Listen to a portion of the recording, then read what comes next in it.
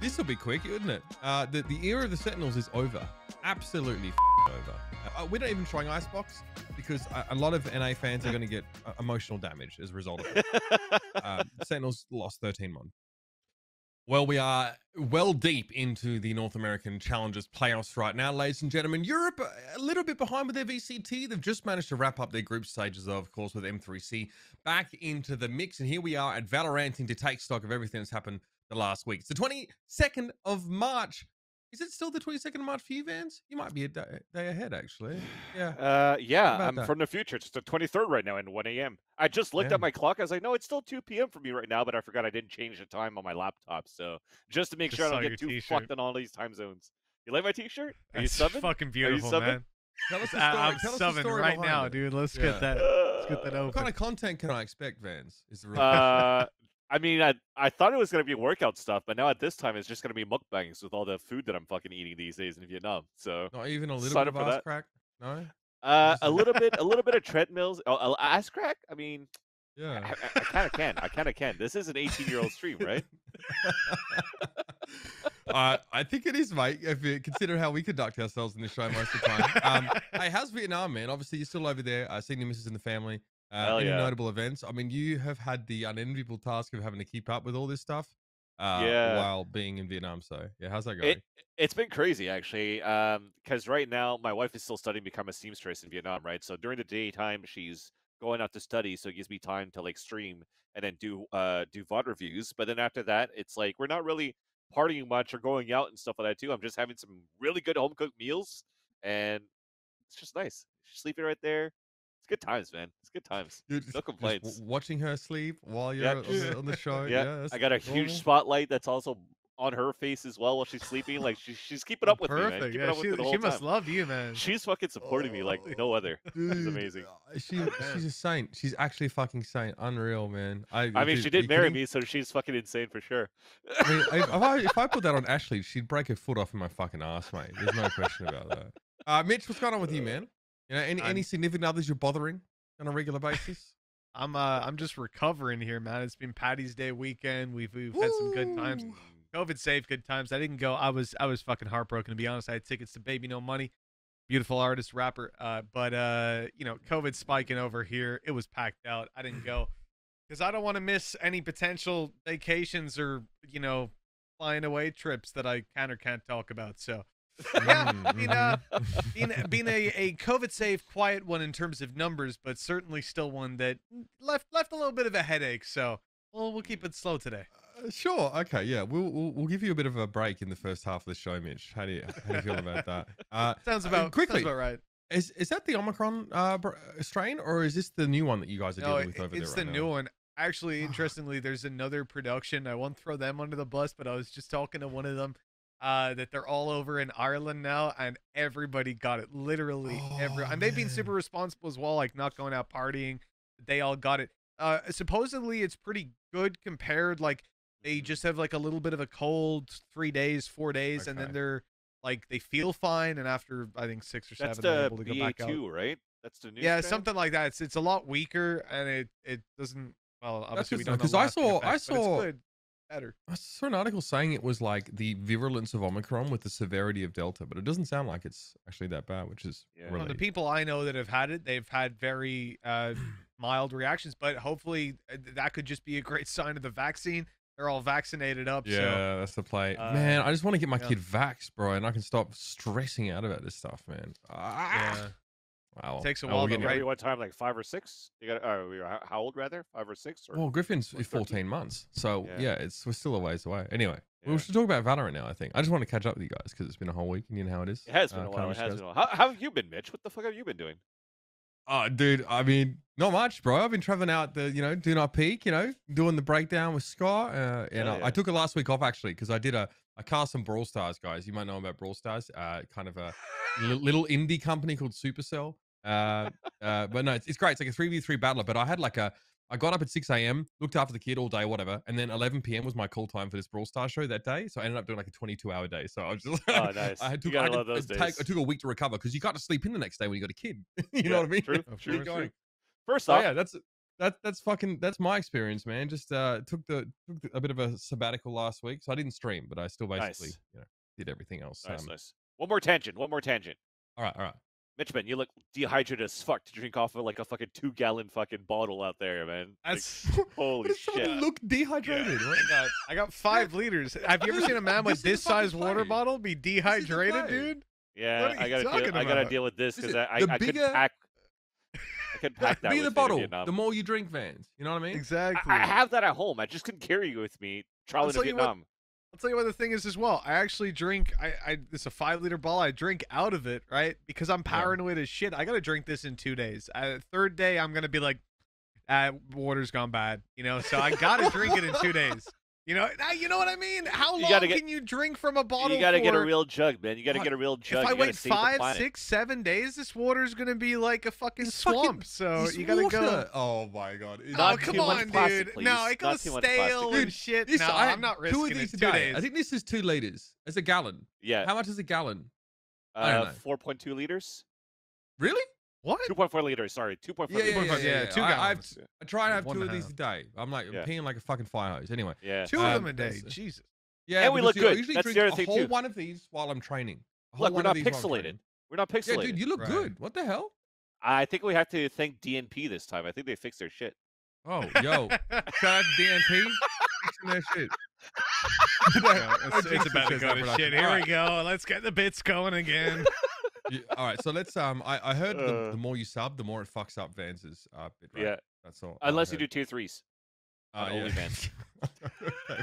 And then what do you do? What, dude, your items of clothing started to disappear, Vans? Is that how it works? Basically, it's like one of those pixel games, like right the puzzle now to remove games. that T-shirt. Yeah, you complete a game, another piece comes off. Van's just playing solitaire strip poker over there in his little fucking little panel. Jesus Christ. That's gotta be sad. Strip poker by yourself. Yeah, solitaire strip poker. Your wife's asleep down the hall, just looking down. At least I know I always win. I always win. Dehydrated as shit with a small cup. God, this is a bad night unfolding. Oh my god. All right. The only reason why I want to move it on because I want to bring a friend of ours in the conversation as well. We're obviously this guy's like, what the fuck's going on? We want to talk about a few things today. Let's quickly run down the substance of the show. So first of all, we'll talk about VCT NA Playoffs because we've already had 2 teams eliminated from this double elimination bracket. Remember, only 2 teams get to go to Iceland. So some serious competition. We've had some upset results as well. So, and maybe some eras starting to come to a close. We'll talk about that a little bit later. We'll talk about VCT EMEA. Week 6, M3C, of course, Masters 3 champions, previously known as Gambit. Just fucking fisting everybody. I'm just going to be honest with you. It's been brutal. We'll talk about that a little bit, though, including a match of the week there in both regions. And then... That's not fisting right now. We maybe don't talk about, what goes over in VCT South Korea because we don't have fucking time on this show, for Christ's sake. But you know what? Fuck it. We'll do a 3-hour show today, and we'll talk about what we're seeing so far in VCT Korea. Vance has done a great job bringing us a bit of a match of the week from that region. So shut up! Stop complaining about it, you bastards! We'll talk about it for once. So let's move on. Let's talk about NA. Let's bring back on the show a great friend of ours. Really fortunate to have his insight as well. Softly spoken and a shit human. Welcome to the show. Kaplan, good to have you back, man. What's going on, fellas? Pleasure to be here. That just brought me back to the whole shit moment. Softly spoken and a shit human. You can just call me soft shit if you'd like. Good times, good times. What's going on with you, Kaplan? How's things? I mean, you've been watching games, just kicking back, getting ready for your next run with the boys. What's going on? Oh yeah, revving up, watching a lot of games, a lot of stuff to watch this weekend. It's a lot to keep up. And then we're trying to wrap up trials on Ghost for a 5th, and then maybe get a boot camp going and just kind of grind for the second stage of VCT. Excellent. Yeah, I mean, how long do you guys have a decent runway for that, right? So I mean, it's we got like about a month and a half here. Yeah. Early May. 5th, I think, is when it starts. Yep. All right. Yeah. So oh really? That's so funny. Same time as the Overwatch League kicks off. That's hilarious. All right. Can we bring out the bracket here? I want to talk about this because when I first saw the bracket, I was pretty hyped. I always have a good feeling about OpTic versus XSET, or really XSET plus any top team. Always seems like a good matchup. I really thought that version 1 would destroy Luminosity. Something happened with them. Obviously, they go up against the Guard and struggle a little bit later on, but really impressed to see what they did against version 1. A team who were just so far ahead of the rest of their group, it wasn't even funny. And then, of course, we'll have a chance to talk about this fucking Sentinels matchup against the Guard, which was really felt like a changing of the Guard, so to speak. Sentinels No getting, pun intended. yeah, I mean, they got fucked on. But Cloud9 versus Knights. So Pittsburgh Knights, obviously, really promising team coming out of the group stage. Well, they're like 2 and 3 in groups, so they're well clear of relegation because I think you put them next to Rise or NRG, and they're pretty favorably compared either way. Let's talk about Ascent here as well, which was a pistol win for, I think Knights won both the pistols on this particular map. Yeah, that was the crazy part too. And the thing that was scary for me is when you look at the results, this match was actually won in overtime by Cloud9. And there was a moment where if Cloud9 didn't get this map due to like heroic plays and clutches from like Zeta, and get this victory in overtime, they would have lost 0-2, by the way, against the Knights. And the Knights for me was a team like that you gave a lot of credit to being so good on a map like Ascent, so that C9 letting that float through was a very, very, very scary matchup, at least when you're watching it from a point of view from a fan. Right. You thought C9 went from a 5-0 lead. Yeah, it'd be super easy for them to win, but then they had to fight really hard for that victory. We actually had the Sage here from Knights as well. So this is another team trying to make use of that. How when you see this sort of picked up in agents, so like what are you expecting to see? Is it like denial of mid? You know what I mean? Force funnels on towards like sites and prevent splits, or like I guess I can direct this to Kaplan. Like what are Knights trying to make happen with this Sage pick here?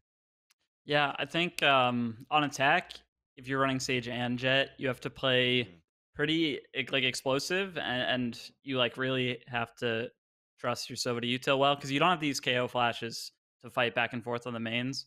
But you can have a good attack half, dashing out using these walls to get extra peaks. But I do think it gets tricky when a team knows what they're doing against a Sage on attack. But once I think you're expecting with Knights comp that once they get to defense, they'll have a strong half. So they got like 4 or 5 rounds on their attack. Yeah, and then they're coming into defense. They're running Astra, more of the defensive like stally controller, right? Compared to the other two, you could just instantly suck if people try to exec. You've got the Sage slows to kind of rotate with that. You've got Killjoy. I mean, it's a you can make serious fortresses out of the sites here. And then they get the pistol, which is one thing, but then they win the bonus against Cloud9. And now, like, that's really scary. They're going to be super rich. They're set up for a great defense. And then Cloud9, like, string together off of that, like, 4 or 5 rounds. I was really impressed that they could do that. I was really, like, after Knights won the pistol and their bonus round with that comp, I was like, okay, this is probably it. This is game over. Yeah. And that round 17, I think C9 win on like a force buy as well. I think they only have like, according to VLR, they have like 7.5K. So like it's a weird buy, and they managed to actually. I feel like if they don't win that round 17, like they're fucked. Yeah, no, it gets really scary. Like by the time when a team wins the pistol and the bonus round, they're pretty much rich for like a lot of gun rounds. Like it feels like crap because you just have to win so many rounds in a row. All right, let's talk about Breeze then as well, because this is a good Cloud9. Am I crazy? This is a good Cloud9 map, yeah? Yes. Totally. Yes. 100%. This was their map pick too, right? If I'm not mistaken. Yeah, exactly. You see it on the top left. So like Cloud9 has always had good results on this one too, but I feel like one person that really popped off for me on this map was Ziff, and I know it shows from the scoreboard, but I think Ziff was just really good at finding like the first 1 and 2 picks on defense on top of that when C9 were trying to execute into his site, especially towards B site. You should watch that game where there's like so where he plays behind like the pillar, just by like the back wall between Berlin Wall and the pillar, where you can look into like a narrow crack, right? You ADS down towards that B main side. And every time C9 tried to do their pop into that B site, which with all that utility that we know C9 are good for, Ziff always popped like 1 or 2, and he just dismantled any type of like quick attacks that C9 were trying to get done on their attack side, which was really impressive. And I think that's why when you were saying Uber, it's like it's supposed to be a really good map for C9 on Breeze. I think that it's more on Knights that put so much good study into their opponents, and also deepening the map pool outside of just Ascent that we know them for. That's like, oh yeah, usually like just an automatic win when you see Knights play on Ascent. So Haven gets left out here. I mean, no one picks or bans it. So it's the last map in this series. And we see Cloud9, obviously, they bring in that breach. Right? This is always a team that was happy to put Zeta on like an initiator role. They have no Sova here, right? So it's Breach, Sky, Omen. Seems pretty explosive, at least for those sort of offense rounds. We don't get to see it from Cloud9 on Haven in the beginning. They lose that pistol and have to sort of wait a little bit there. But again, tell us about this comp. Like, this seems like it's flash heavy, very flash heavy. Yeah. Yeah, no, I think like it's super flash heavy. You're skipping the Sova, but Breach is just so good on Haven right now. I mean, a lot of Haven was about using like that suck in a lobby, that early Astra stuff to contest. It doesn't feel as good now, just because of the nerf. So Breach really comes in and helps that. Like, it's a very explosive map. You end up on a lot of retakes and a lot of site hits because there's just 3 sites to worry about for defense. Breach is insane on site hits. He's insane on retakes. Like Breach and KO, they're the 2 initiators that have like good stall, right? Like, you can kind of clear out, you can molly out areas, you can stun, you can kind of defend against hits, and you can really explode sites with them. Sky and Sova are kind of like more info-y and can't really do that. So I think that Knight's still running Sky and Sova with the Astra nerf. Like, they just don't have stopping power. I think like you have to at least have one of KO or Breach on this map right now. And yeah, like C9 can just play so fast with this comp against Knights. Like, there's just not a lot that the Knights comp can do to stop like people from just shoving out of a choke with like flashes and whatnot.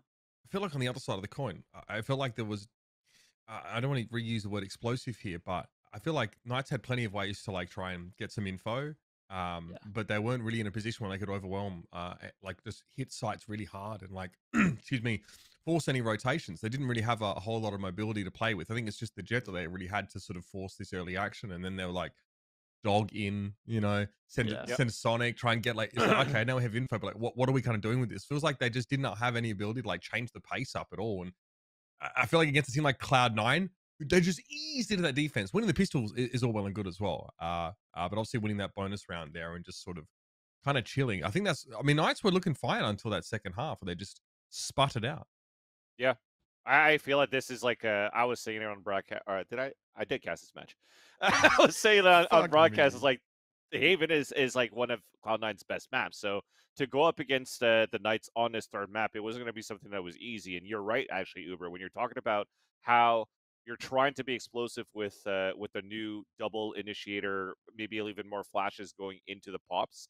When you don't have that for the Knights, but you still have a Sova and you have a Sky to get information, it's great to pull out these rotates, but you have to be good at pulling out the rotates so that your single duelist with your Jet can actually be able to dash into a site and get more duels in their favor.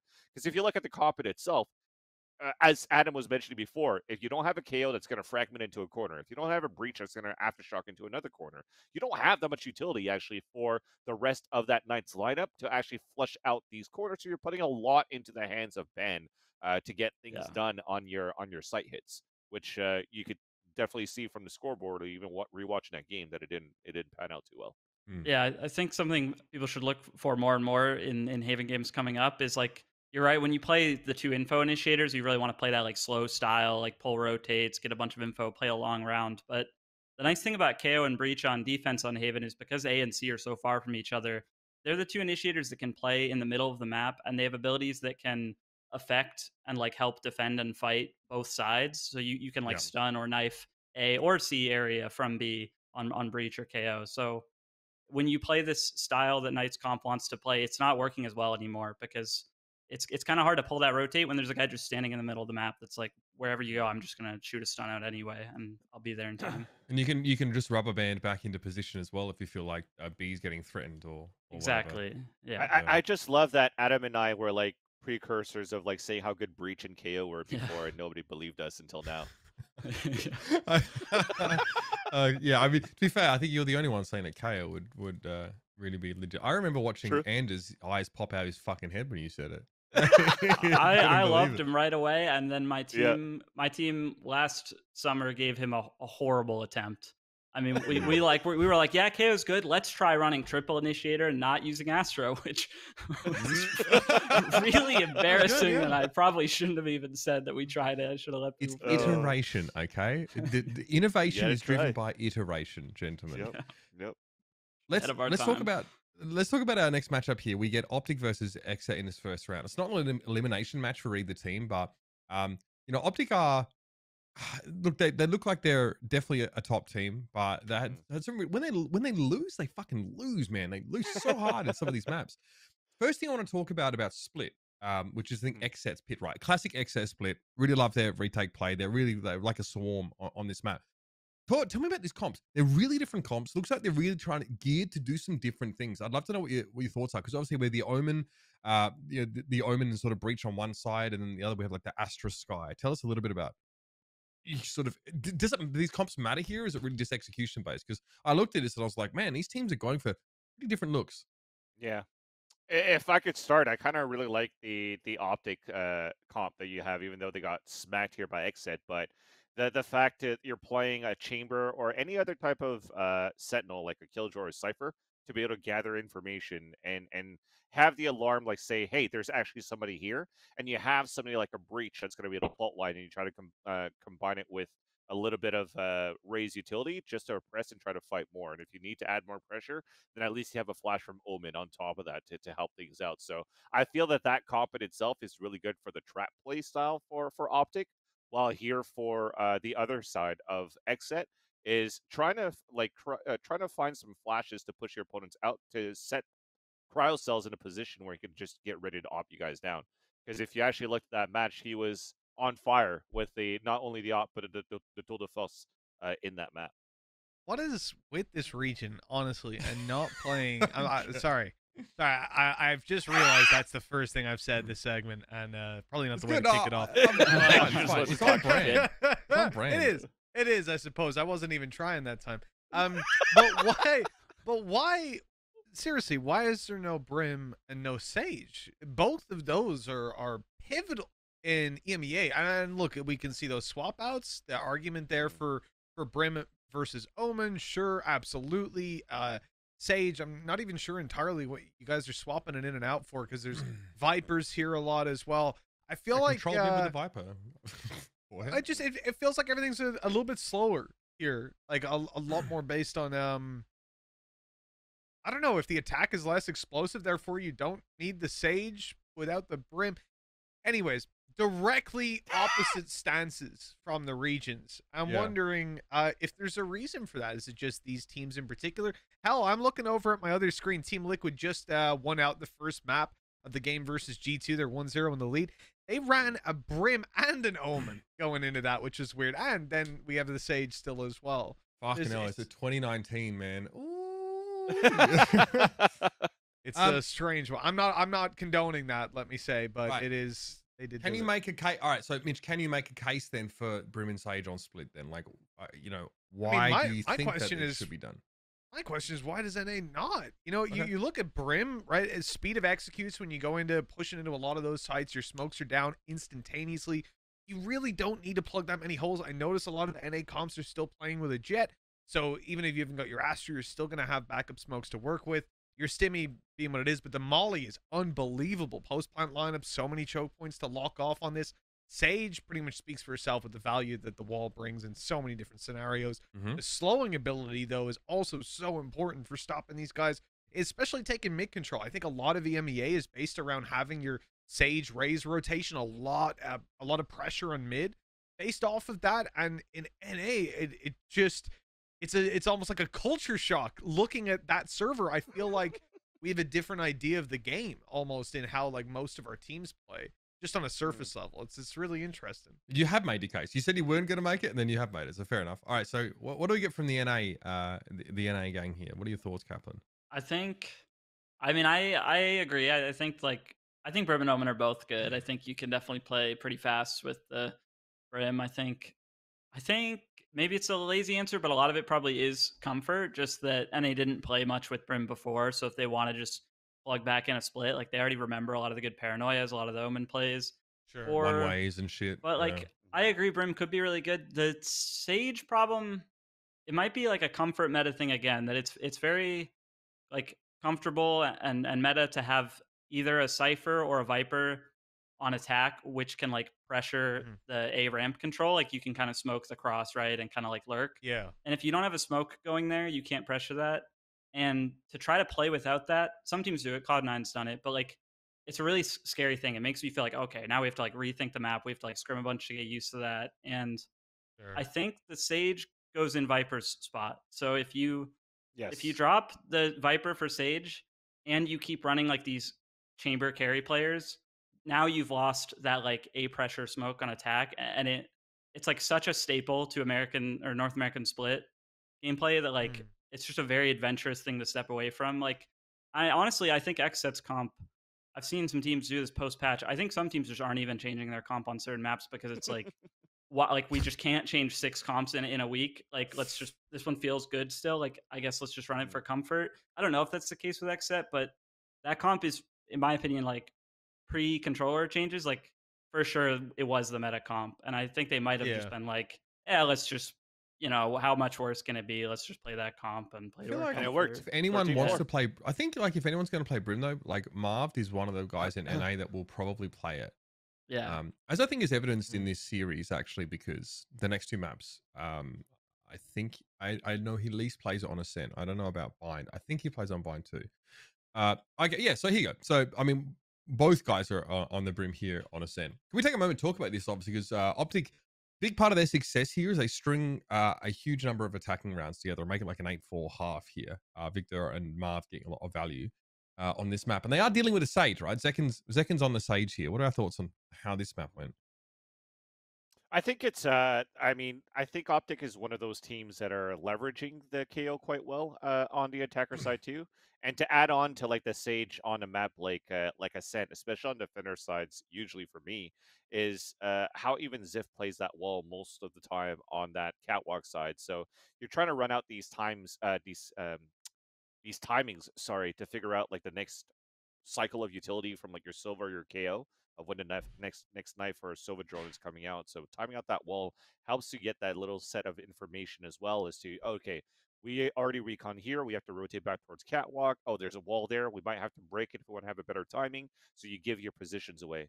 But I think now that you're actually leveraging a KO that times that correctly too, you're also nullifying the amount of abilities that can be used out of your opponents, like a Sage that's trying to slow you down or whatnot on these hits. And OpTic, for me, kind of like drilled that very well on this map.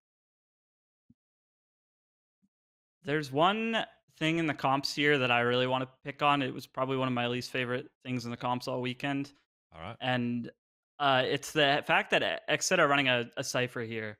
And if you look at like Cypher on attack, on Haven, on split, he's annoying, man. He's such a rat. He's caging the crosses. He's like throwing his cam around. He's just obnoxious. You don't know if like the entire team is behind him or if he's just like not even pushing up with his own utility and he's just camping his spawn.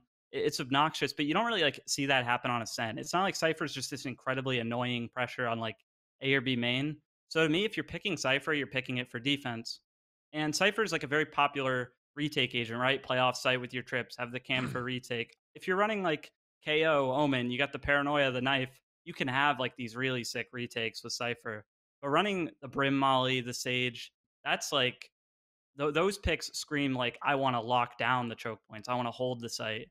And I just feel like the Cypher can be good on Ascent, but I just don't see the synergy with the rest of their picks there. Why? So moving on. Why do so many players? Why do we hate Bind? Right. That's obviously the last map in this series. Obviously, Vanity's very outspoken about it. It is spoilers. OpTic end up winning this 13-7 pretty comfortably. We can dig into that a little bit later. But what's with the hate on this map? I'll let Kaplan answer that because I fucking love playing Bind. I hate that the B site is just like, it's been 2 years of just being like it's just a shithole. Like, good luck playing on site. Like, I don't know. Like, you just have to like have these really scripted fights for Octagon or Hookah every round of every Bind game. Because like, if you actually just try to play on the site, there's like 3 spots you stand in and they're all on fire or exploding or covered in green spit. And I really don't like that about it. I love the A site. I think it's one of the best sites in the game. But I think Bind B is the most disgusting. Do you think there's not area a in lot of Valorant. room for variation as a defender on that on B side? Like it's all very it's just like there's really nowhere to stand. Like, and I mean, some people probably just don't like it because it doesn't have a mid and some of these maps. I don't know. Yeah, I think as Adam mentions it, if you're trying to hide anchor into B site, you're behind B site where it's gonna get mollied, or it's gonna get snake bitten or fucking shock darted with a snake bite in the back. If you're going towards tube, then you're gonna have snake bites on both ends where you're just kind of like pinned there Yeah. and get flashed. And then if you're playing on the cubby, you're getting mollied out. So you have no choice but to play like a retake almost every single time.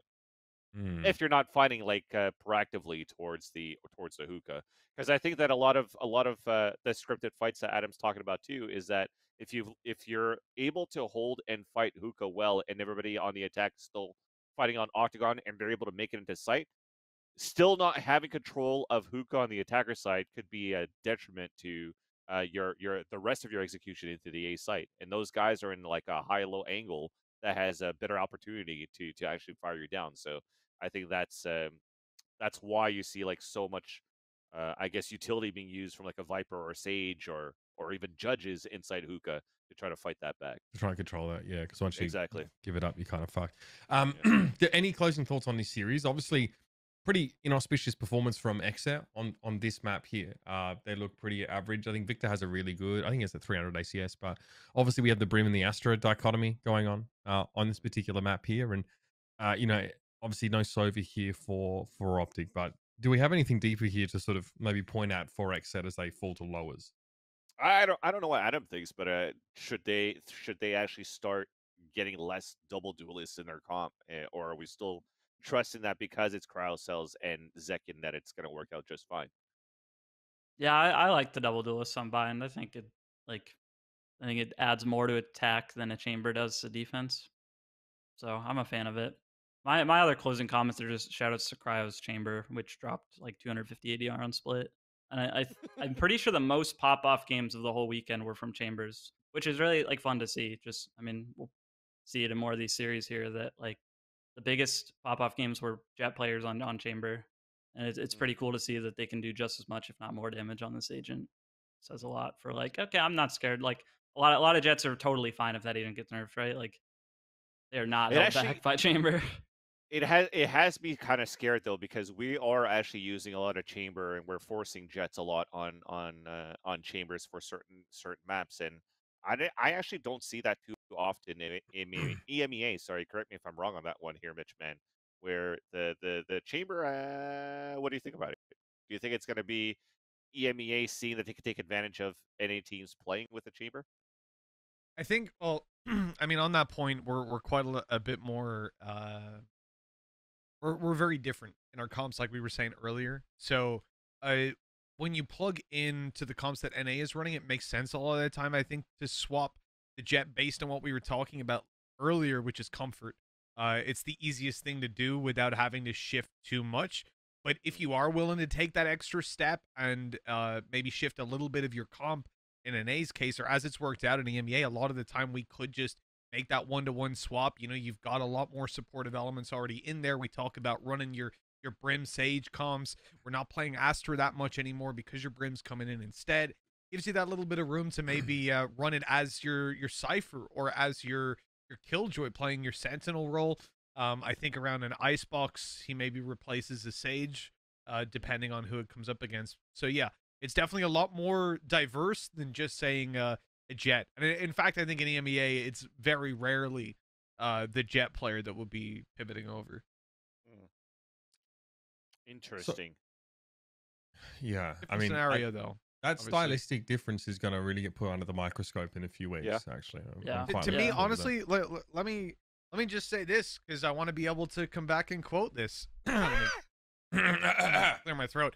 To me, NA is doing what Vikings did last year, right? Gonna roll up to Iceland, gonna say, hey, we're playing our comp, we're playing comfort because we know how to play this game, and then they're gonna get fucking dicked by a bunch of EMEA teams who run better, more advanced comps, and they're gonna just completely wipe the floor with this I don't know, bravado NA style. That's I just want to say that last year's Iceland, every single region except for Fnatic and all of NA was like Astra, the ability to like stall across the map anywhere at all times. No, we don't need that. Why we got a little molly out of a tube and a little bus flash. Those are our old teams. Those are our old teams. I'll say that. You know, now We've weeded them out a little bit, you know. We've got the best teams in the world here, and they had their time last time in Iceland.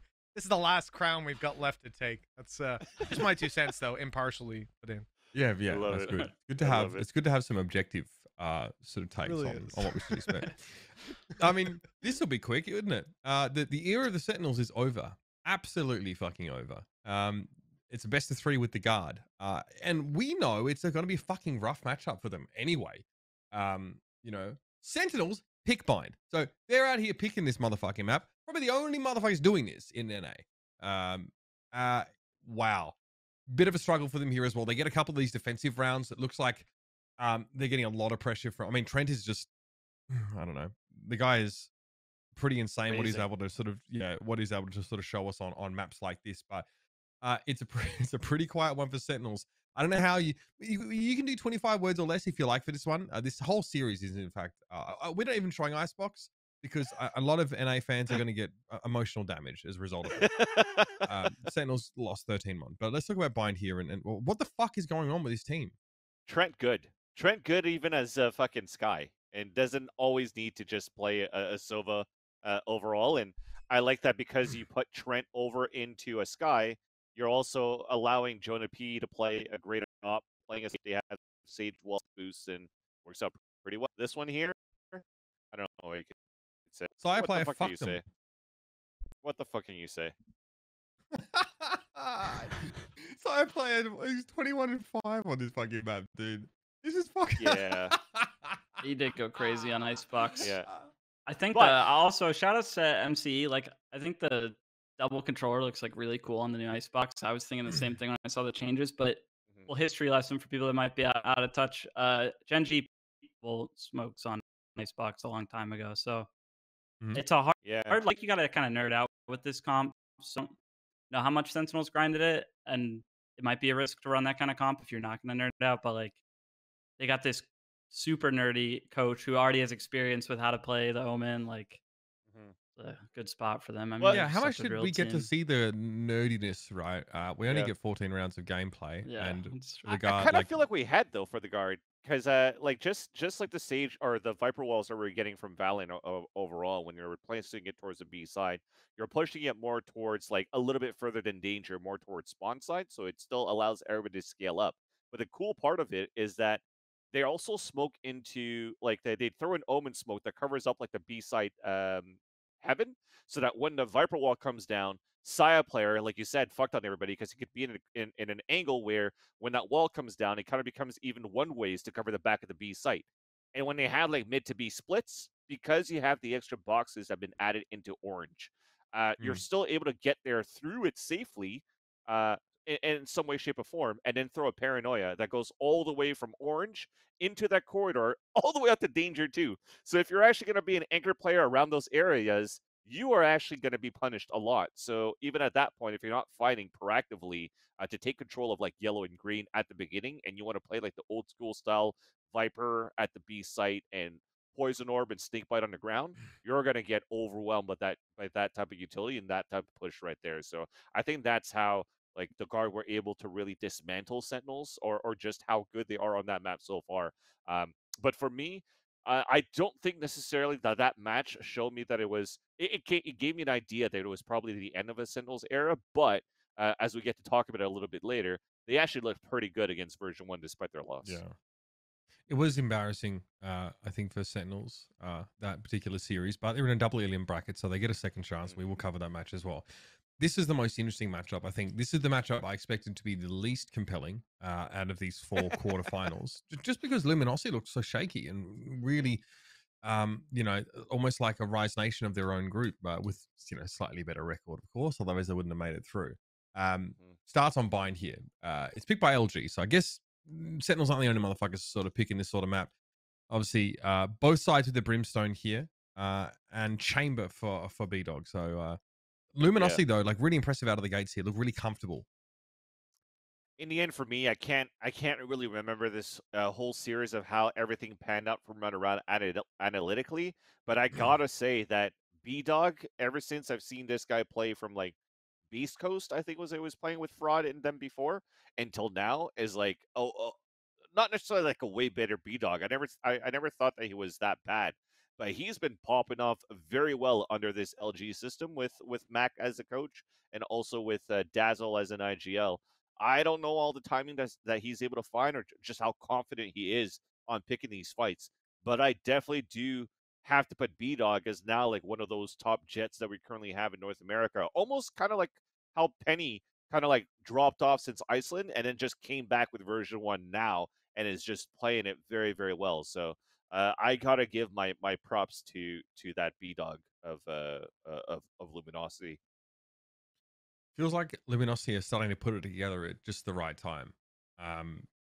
You know, and obviously your boy Dazzle there, Kaplan, starting to make some waves with this roster. Yeah, I mean, love to see it. Moving on to Ascent here, obviously V1 are able to strike back on this map. It is Ascent though, which obviously is really a strong point for version 1, I think, for quite some time here. So they're able to dismantle here. I always find it very interesting, like KOs and Killjoys having to sort of interact, sort of, you know, on some of these side hits. But what are some takeaways here? Is V1 do clamber sort of back into control on this map? They're making the Astra look good. I mean, everyone's trying Brims and Omens, and they keep running Astra on Ascent, and they keep messing people up with it. What's the case for you know, staying on the Astra here as opposed to making the switch over? Like, what does it reveal about the way you're intending to play the map? I think if you have a star in front of the A or B main choke on defense, it can be a suck, and a team has to respect it. They can't just like go into a main and just pop out onto a site. And you can kind of have that threat on both sites, no matter where your Astra is. Yep. Omen and Brim can't do that. And if you even if suck is weaker, it's, to me, it's showing like, okay, maybe it's on a longer cooldown, but you still have to play different because of it, and you still have to like use mid more and play slower. And I think people are cooking up these game plans and these comps like ready to play other Omens and Brims, and then they like see that star on the ground and they're like, oh, I forgot that, you know, like, oh yeah, I have to deal with that. I can't just run out into the site anymore. And maybe she still has a place because of that. Is that what hurts? I mean, you know, a composition that like features this Omen KO. It doesn't look like, you know, Luminosity's comp is necessarily trying to rush you down, but they do struggle on that attacking side, right? And maybe, you know, there is a component of that based around respecting a lot of the Astra potential here. But really, really underwhelming. What? No, I think it was very, very solid defense from version 1 here in that sort of second half, being able to strike back so early. Yeah. Still a very good agent for the map. I do agree with Kaplan. I think that star placing it towards that B main or A main, when a lot of these strats are also, let's say, even if you're trying to work like a mid style and you're trying to pull out rotations and you're trying to go for a hit, you're still going to have most of your players going into that main entrance of either B main or A main. So if you're not actually able to do those 3-2 splits where you're trying to do like a 4-1 with 4 players heading towards the main side, who's going to be that one that's going to be able to make it in on her own? It's going to be that jet. And then you have that nanoswarm or the grav well, that's going to split the rest of that attack. And then you oppress it with the smoke on top of that too. You don't have to play like this, oh shit, I need to recall my stars for Astra, I have to like place this here and there. It's just like always pretty much fundamentally there for like at least 3 stars, and then your 4-star, you decide where that hit's really coming from. Sure. Yeah, I think it's she still has her place on this map. Okay, but you need to be more premeditated and you're less flexible, I think, if you need to flip the script. Yeah. Okay. Yeah. Fracture was actually a bit of a banger. Both these teams have really similar cores in their composition, right? It's what we're starting to see emerge, like the Brim, the Breach, the Chamber, the Raze here. This was a lot of fun. Goes to what, 28 rounds of play, Kaplan. Yeah, no, I think this was the most fun map to watch all weekend. There was just so much crazy stuff that happened, like that B-Dog Classic round where he just like shoots into a smoke and everybody just dies from one Classic bullet. Like, even I know he doesn't, you know, get a ton of the light shed outside of his IGLing credit, but like Dazzle had this insane like 4K round on Breach on attack to kind of get LG back in after they were slowing down. And I don't know, Whippy dropping 32, having over 200 ADR on Sage and playing on 1 million sensitivity or whatever he plays on. Like, good for Whippy. This guy's just a superhero. So that wasn't a meme, that little mouse pad picture that he. I'm pretty sure it's legit, but I'm not sure. No I don't way. Oh know. my god, that's That's actually hilarious. ridiculous. I Just the think he plays pretty high sense, but I could be wrong. I could be The totally position wrong. of it just looks so fucking awkward. Look, we've only got Kaplan for another 15 minutes, so I want to keep pushing on here a Yeah. little bit so we can get him for our match of the week. So Luminosity advanced to the semi-finals here. They had to take on the Guard. Obviously, really impressive stuff for them to take down version 1, but the Guard seemed like a little bit of a different beast for everyone who plays against them. We can stay high level if you guys fancy. LG obviously classically, go for this buy and pick, but it looks like the Guard were ready for them. Yep, ready to go. Jonah P still lopping, still the same thing. I mean, the comp that they used against Sentinels was used here, and I think even you tried to put the studying into the playstyle for the Guard, it was still too good for against LG. But you got to give props to Dazzle for studying his opponents quite well. Oh, how do you figure? What is it about? I mean, we're supposed to be going fast, but I want to ask this. Yeah, go fast, skip. You want okay? Let's move on. Let's talk Icebox then. Because there's not much to say on this map. It's really fucking it's one-sided. But B-Dog continues to look fairly solid even in a losing match. But it's the Sire player story once more. A lot of high-flying jet action in this game, but the Guard are just a step ahead. We're not going that fast. You guys can. You can add some thoughts here. No, I mean I agree. Cool to see Dazzle have a really big series. Side play it, looking terrifying on Icebox, and it's kind of fun. I to think see it's how people overall like, just the still Guard they're that still trying to continues to figure out Icebox too, right? Yeah, Like yeah. LG giving a shake of no Viper, and I don't think it looks bad. Like I feel like I really like these Icebox changes. I like seeing pretty different takes in one weekend, and like I don't think either take is bad. Like Yeah. the Omen Viper, just the Omen. I think it can all work. I still feel that the Guard has this quite well. I want to see that clash if they're gonna play against like a KO or something like that. For example, like when OpTic plays her right on that map, just how they're able to suppress a lot with like how well, I guess they kind of had it versus LG, but I want to see for somebody that's more composed with how Victor is playing it on that map. All right. Speaking of Victor, let's talk Cloud9 OpTic here because we get Haven and we get the Neon pick here. That's probably where I want to focus conversation to start with here. Does it sort of work out? Are we still seeing the evolution of the use of this particular agent? I like Neon over here. Yeah. Go ahead. Yeah. Sorry. No, I think she's really cool. I think that like if Jet weren't in the game, she would be like pretty damn good. Mm-hmm. I kind of saw what OpTic was doing with her and thought that teams would kind of like really kind of like download what they were doing, catch up, not get caught off. I feel like a lot of what Neon does is it's a really, if you pick it and people aren't used to playing it, it really catches you off. Mhm. But I don't know, they still scraped by with the win. Like it definitely makes me wonder, are they gonna keep cooking up Neon stuff for this map, or are they gonna go like, okay, like let's say they make Iceland, okay, that kind of got the mileage it was gonna get. Sure. Like people can watch that. Let's like stop trying to kind of throw people off with it and do other stuff. I have no idea what's going on over there, and I'm really curious, like if they can just keep pushing it, or has it kind of run its course, or is it nearing that point? I still feel that they're playing Victor as Neon as like this this support duelist in a sense, where whenever you're getting the execution for OpTic into a site with, again, you have breach flashes, you have crashes going in with sky flashes, then you're gonna have something like Victor just really running. I think when I was watching it, he's like this, just running across the map on sprint, just making sure that there's nobody in the corners for when he's actually running in. On top of that, he has his, what are you called, relay bolts into the corner to suppress even more. But that opens up to allow Ye, who's playing a lot more aggressive than usual on that map, when they're following into the executions, that he could actually try to or get first blood or the immediate trades, which is also why he's putting up like crazy numbers actually on that first map.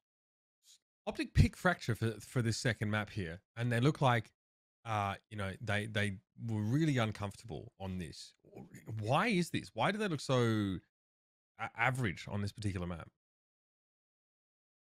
I don't have an answer for that actually. I Me thought either, that to be OpTic for this comp, honest, yeah, like OpTic for this comp is Question. usually, or on this map is usually quite good.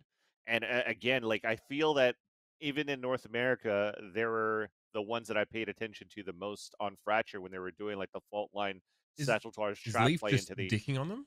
Like, I feel Oh, so. I feel so. It's just one of those He hard did go guys to crazy, play yeah. against. I mean, even if you take a step back from like that first map where you had a perfect execution from OpTic to take control of long A and a fault line and a relay bolt and a flash, and Ye is on like a, or sorry, Leaf is on a what? He only has a Marshall. He gets full stun and still no scope headshots Victor. Yeah. What can you do with that type of shit, right? So when he's actually popping off that way on that first map, like 33 kills or whatever, and has to play later on like this, it's so hard to play against, man. It's so hard to play against. Again, though, just like Battle of the Chambers, right? Like EA has over 350 ACS on Haven. Boom, Leaf just comes right back with 355 right there on Mm. Fracture. Like these people are just insane with this They're agent. diff. They're definitely It's diff. crazy, yeah. Uh, It's terrifying. So let's talk Ascent. It's the last map in this pool, and yeah, this puts OpTic in a position to get one over C9, which has just not been the narrative between these two teams for a while. Both teams really defensively geared. Look like they're really wanted to despite the presence, like I think it's Brimstone and Omen are here, so no Astra for either side, and yet neither team can do much on their offensive sides. Yeah, I like it was heartbreaking for me to see C9 have a good half and then win pistol and then they get ecoed like because if you have a good half then win the second pistol you're feeling good and just to have it get swept stolen away from you Yeah. like that. And I don't know, I don't have a lot like to say about the map. I feel like there were just like This- rounds where they would just unfortunately go into kind of a stacked side. Like Marv would just like 2-for-1 himself really well. I felt like There were two a little mistakes actually unfortunate. for me. Actually, for Cloud9 on their attack, which made the game the game should have been much closer than this scoreline shows on that second map, because I think Cloud9, as you mentioned here, they won pistol. They get into the second round where they even bought a Phantom in the second round for Mitch, right? So they went Phantom and submachine guns upgrades. And what happened with OpTic was that they went for a 3-player flank on B main. And somehow in a pulse plan on that round number 14, you have still 3 players alive, at least 4 players alive actually from Cloud9, with 3 of them are setting up a crossfire on staircase, on sidewalk, and on market staircase, right? And somehow, Mitch decides off this timing to look towards spawn for some odd reason and gave the perfect timing for Ye to get the backstab kill with a frenzy, and Ye gets another kill on it as well with the picked up Phantom, and then you actually are able to get the round for OpTic on that eco on the eco that they had. And you can already see it from the scoreboard. It was just every single round was won right after that since OpTic. And there was another moment where you thought that the game was going to come back in the favor of Cloud9 was on the execution of what Vanity had with a plant into the A site. He planted down under heaven for A main. But the thing is, he planted a little bit too much to the right. So I think that allowed Marv, if I'm not mistaken, to go for a diffuse onto the spike, but behind the wall of hell, which also broke like the economy of C9, I think 1 round or 2 later, but also broke the momentum that C9 were trying to bring back into this game. And I think that fell short. That fell apart. When you look at the interviews from Vanity saying, we haven't been playing the best. I mean, at least we got a win versus Knights, but we shouldn't have won that. It shows here that there's been some work that needs Okay. to be done if they want to stay alive in here. Tough time to have to fight some of your demons, I think. Yeah, It's exactly. Cloud9 Peaking at the wrong obviously. moment.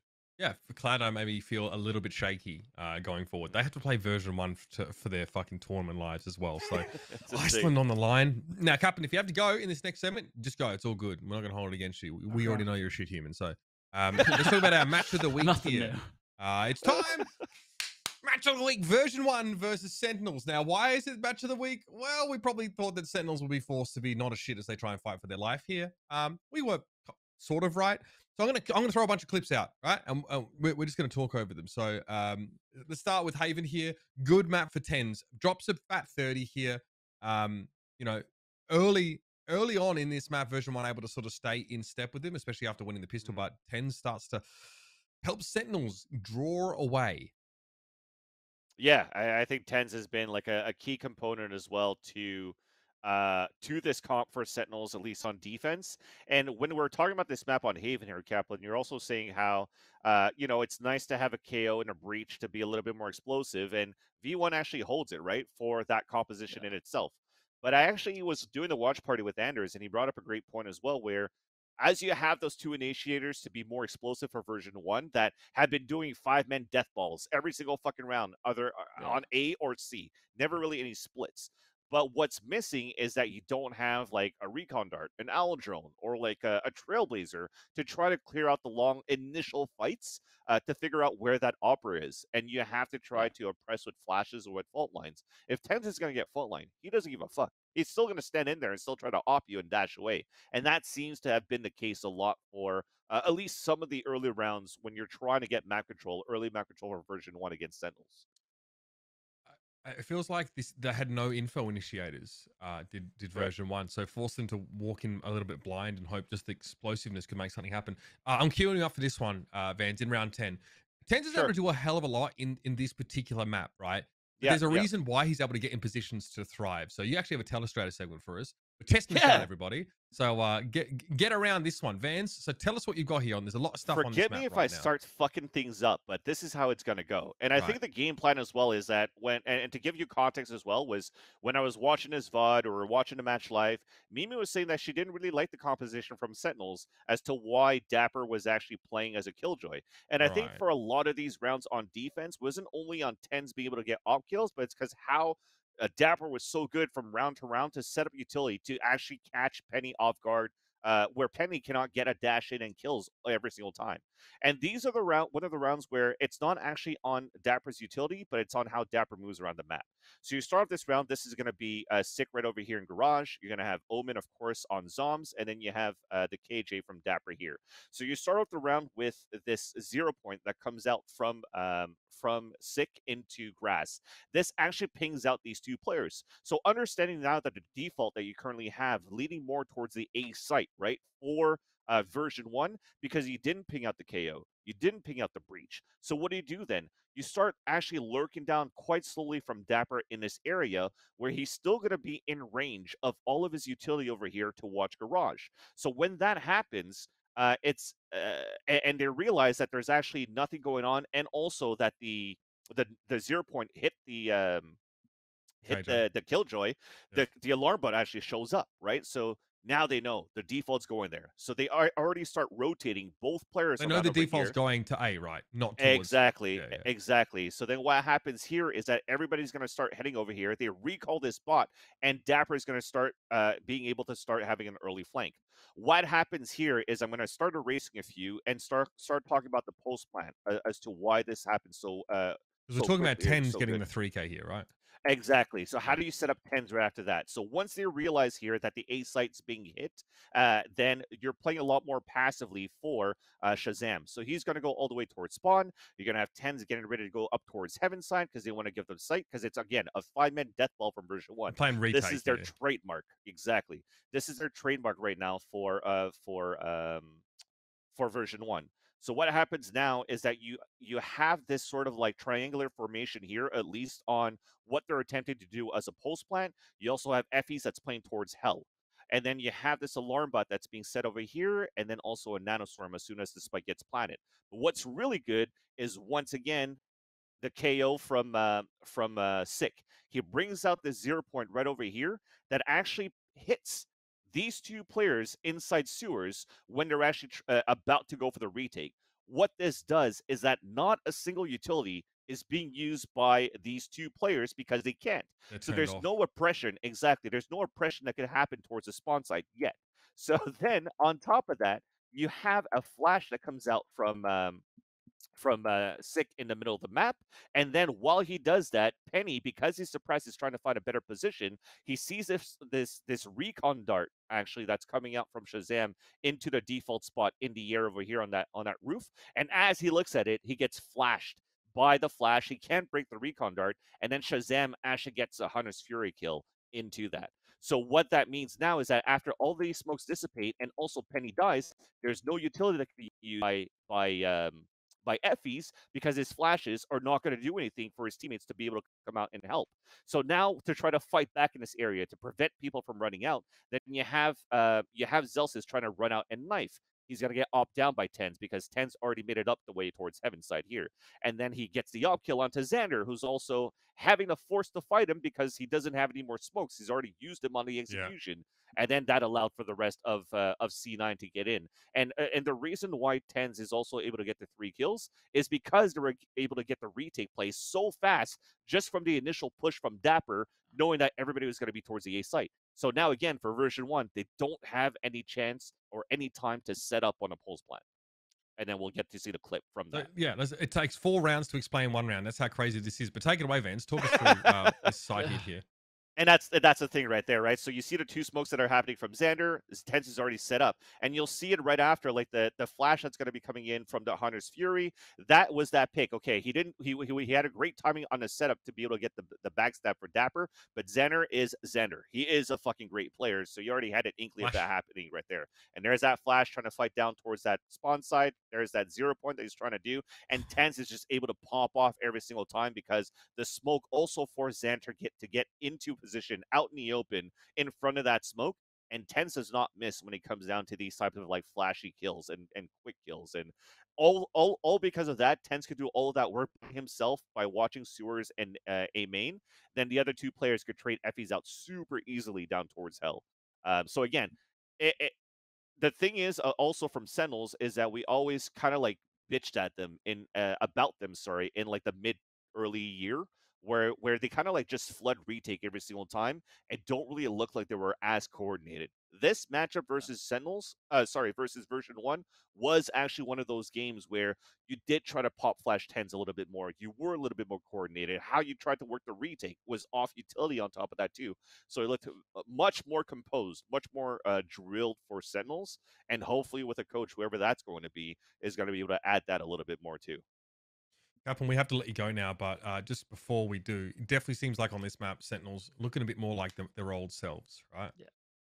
Yeah, I agree. Very comfy map for them, and I think they, I do think V1, not individually, but to me as a team, like looked a little shaky and nervous just from like some of the decisions they made as a team compared to how they looked in the main event, before the playoffs here. And I think like Sentinels are the perfect team if you're feeling a little on edge to like just capitalize on that and kind of like just go crazy and just run wild. You give them an inch, they take a mile. I was pretty scared for V1 after they lost Haven because I think Sentinels look awfully scary on Fracture, and I really like V1's Haven. So it was like kind of a surprise to me. Absolutely. Thanks for joining us, though, man. I know we're over he's got to time do now, he's got to do Pittsburgh Knights now. He's got to go coach. Yeah, I got as much as I love to talk about main event playoffs, I gotta get down to the trenches and get into Mickey Mouse, baby. Win those Mickey Mouse charities. All right, man. Thanks for joining us, man. Good luck. Thanks, guys. Much love, Adam. Your day. You too, brother. If you've enjoyed the show, please like and subscribe, and make sure you hit the bell for the future noties, but also comment below with what you'd like to see in our future shows. So as we say goodbye to Kaplan, let's carry on here and talk a little bit. We can focus on Tens. We've got like 3 clips here of Tens just fucking people. So we can just run them back to back, I think, Ian. That will be fine. This is round 12. Tens is up getting put in a 1v1 situation here as Shazam gets fucked up by that shock dart. And yeah. And just to add to everything that happened before that round 2 was, again, that playbook as to Dapper's goal was to shut down Penny with his utility or with his kills.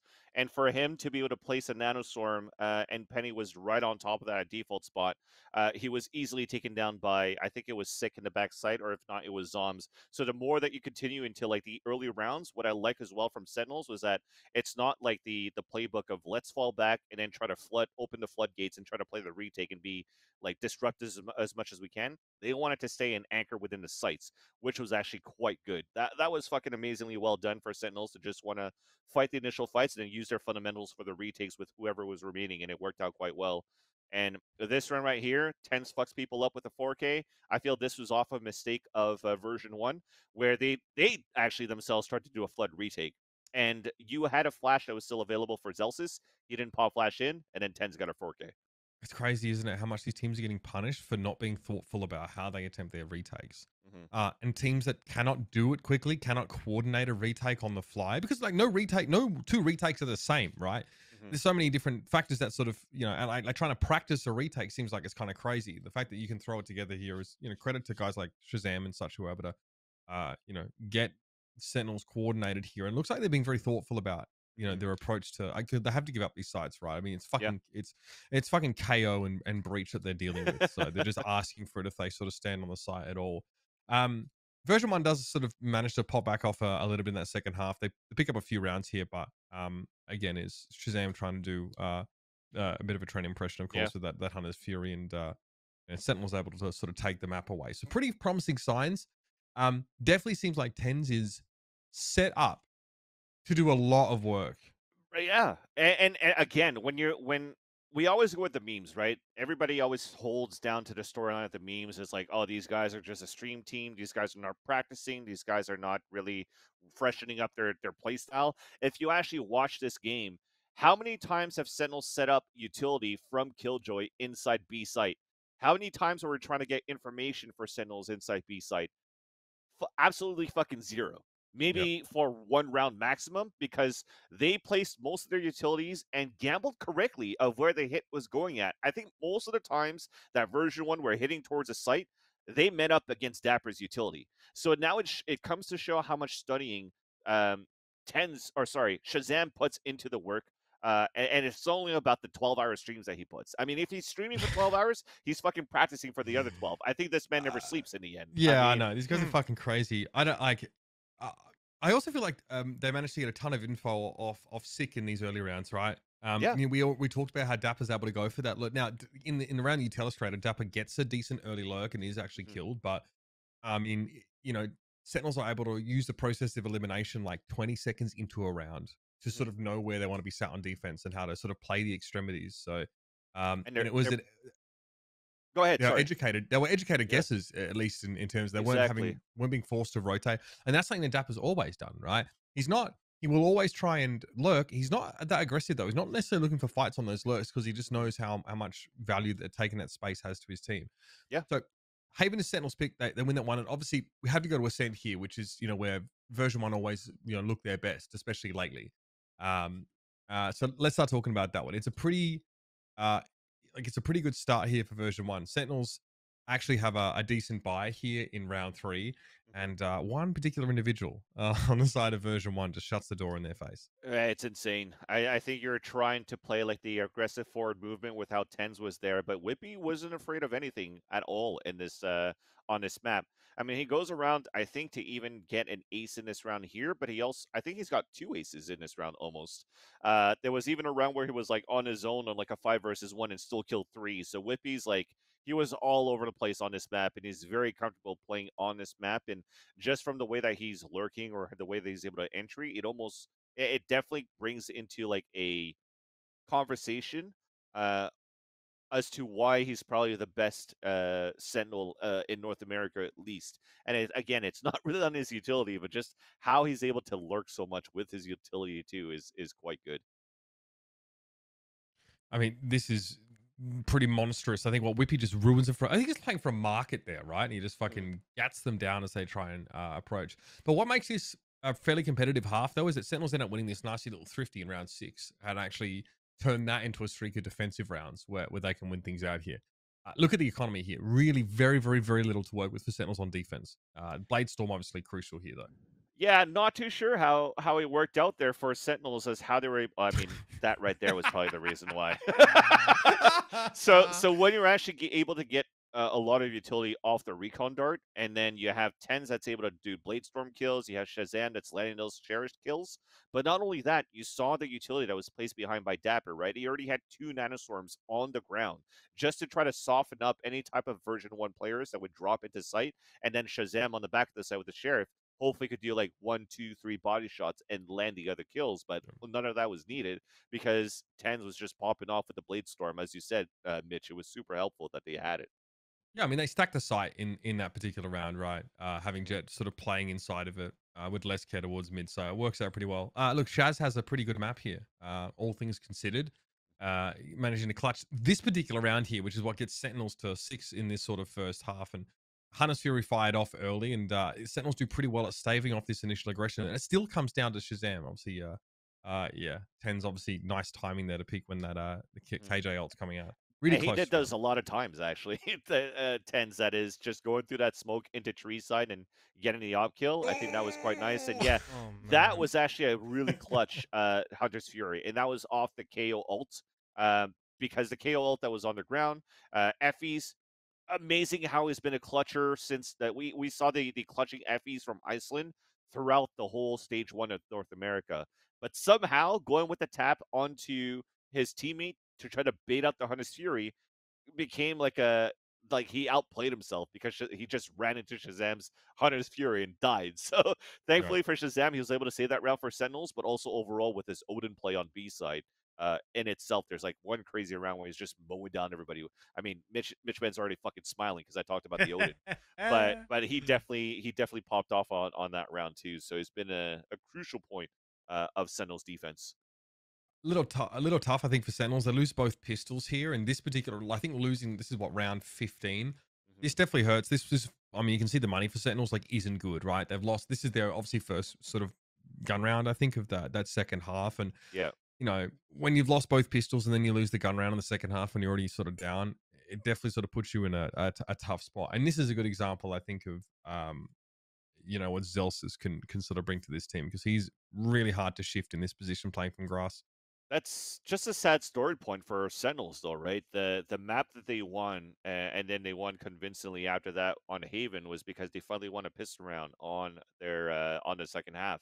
But not once have they won pistol round for the rest of the game, which then always puts Sentinel behind and trying to fight back. And yeah, Zelsis had great position there to kill all those guys from Sentinels, but again, the economy is always low. You're always scraping at the bottom of the barrel to get things done. Where you drilled a little bit better communication and teamwork, at least in this fight against version 1. When it comes down to, hey, let's try to get the pistol round, you're falling behind by like 2 or 3 rounds at that point. Yeah, and you know what's crazy? Sentinels get forced onto an eco next round. They actually end up winning that out and staying in this somehow. But this is probably the most important round here. There's a lot going on. Whippy again playing from market, this time on the other side of the map. Just, you know, takes 3 players down. There's a whole lot going on. But somehow Effie's gets detained here. But no one checks the corner. Yeah. It's so there's the crazy part where like you've used so much of your utility, so you've used a null command, you use a Hunter's Fury, and you've also used a lockdown inside that B site. And those 2 players inside B were okay to get locked down because of Whippy able to mow down 3 players in the beginning. And thankfully, yes, now I see it that when we jumped down, we were able to take down I think it was Tens in the back, right? But we Penny in the back, but we didn't pay attention to Effie's at the bottom because he played close to the smoke too. So after that, yes, it becomes like, okay, he got the kill in the end, but no matter what, you still had so much of a numbers advantage for version 1 on that retake just because you've mowed down 3 players on the initial push. I think at that moment, for Sentinels, they needed to find that extra layer of how the hell do you molly? I think you have a KO in that comp, right? So how the hell do you throw the fragment into the back spawn side? How can you throw your nanostorms back there just to make sure that doesn't happen anymore? That Whippy cannot just spray, or players cannot just spray through the smoke into B main and just mow down 3 players, because that's exactly what Shazam did versus version 1 when he was playing that Odin that I was mentioning before. Still, I think, you know, and you see that point. Obviously, Shaz is not checking for Effie's there. I mean, they'll lose 3 players. They're fully committed to the site. They need to try and get some position. I think because they're worried about the you know, trying to get value off the lockdown. So they're going looking in Boathouse. They don't check their corner. Yeah, it's unfortunate, but pretty good map though. Sentinels win a lot of unlikely scenarios to keep this pretty close. Number of like thrifty or just straight up eco rounds where they have to make things happen on the back of their utility. So look, still kind of bullish for me. I thought this was really good. And then Fracture comes around and I'm thinking, hang on, Sentinels they didn't pick Jet. Tense is playing the Rays. There is some form of evolution here. You know what I mean? It's like the tadpoles have grown legs. They've crawled out of the water, you know, onto the beach. But it's worth talking about this because Sentinels fire back early in this particular round here. This is obviously, again, another situation where they can sort of win a thrifty round here to stop V1's momentum early. Yeah, I mean, Sentinel Tens gets an ace out of that too, and I know a lot of people are going to be super happy to see Tens on a raise. I also like the fact that they changed their whole comp actually, because Sick used to play Chamber, now you give to Shazam, so Shazam can play an Operator if needed be, because that's what he's always played when Sentinels were like super strong. When on certain maps Shazam was playing Jet Op and also IGLing. Then Dapper was the one playing Chamber, and then Sick, I think, was playing Viper. So, no, Zoms was playing Viper. So you had to switch a lot of the comp around. So every single one of these players played a brand new agent going into Fracture. And they looked good on paper. It looked good to see Tens be able to pop off. But I think that he didn't really pop off that much with utility from Raze, right? It was just all down to his aim, for example, there with that Sheriff 5K that was able to get that kill. He got maybe a one satchel charge kill, but outside of that, I don't think that I've seen too much combination of like that sick, intense breach Raze combo as I was hoping to see, at least on the attack. Now, Shaz never bought an op here. Is this normal for Chambers on Fracture? I mean, it would be nice to get an op going in for Chambers. I don't think it's I don't think At least he didn't get any kills with an op if he bought it. Yeah, there's zero op kills for this map. Yeah, it's not uncommon to not use an operator for a chamber in this map. Yeah, okay. And I think that's probably one of those reasons why where Shazam wasn't really able to get kills either, is just on how version 1 continues to be very strong and quick on their hits.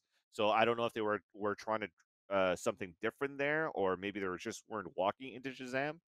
I haven't, and I could be wrong, but I haven't had a chance to see too much action going on from Shazam's point of view in that matchup.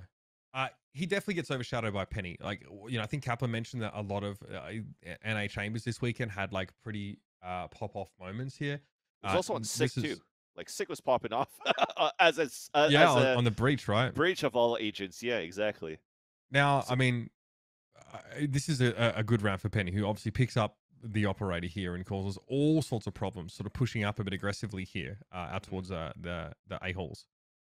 That's what I'm talking about, right? So the chamber on the up, that's what you want them to do, because they're already going to be able to lock down a good portion of the map every single time, every single round. If it's not with an operator, it's with a dual defense, and you're always able to TP back. Sentinels tried this, by the way. I think we'll see the clip.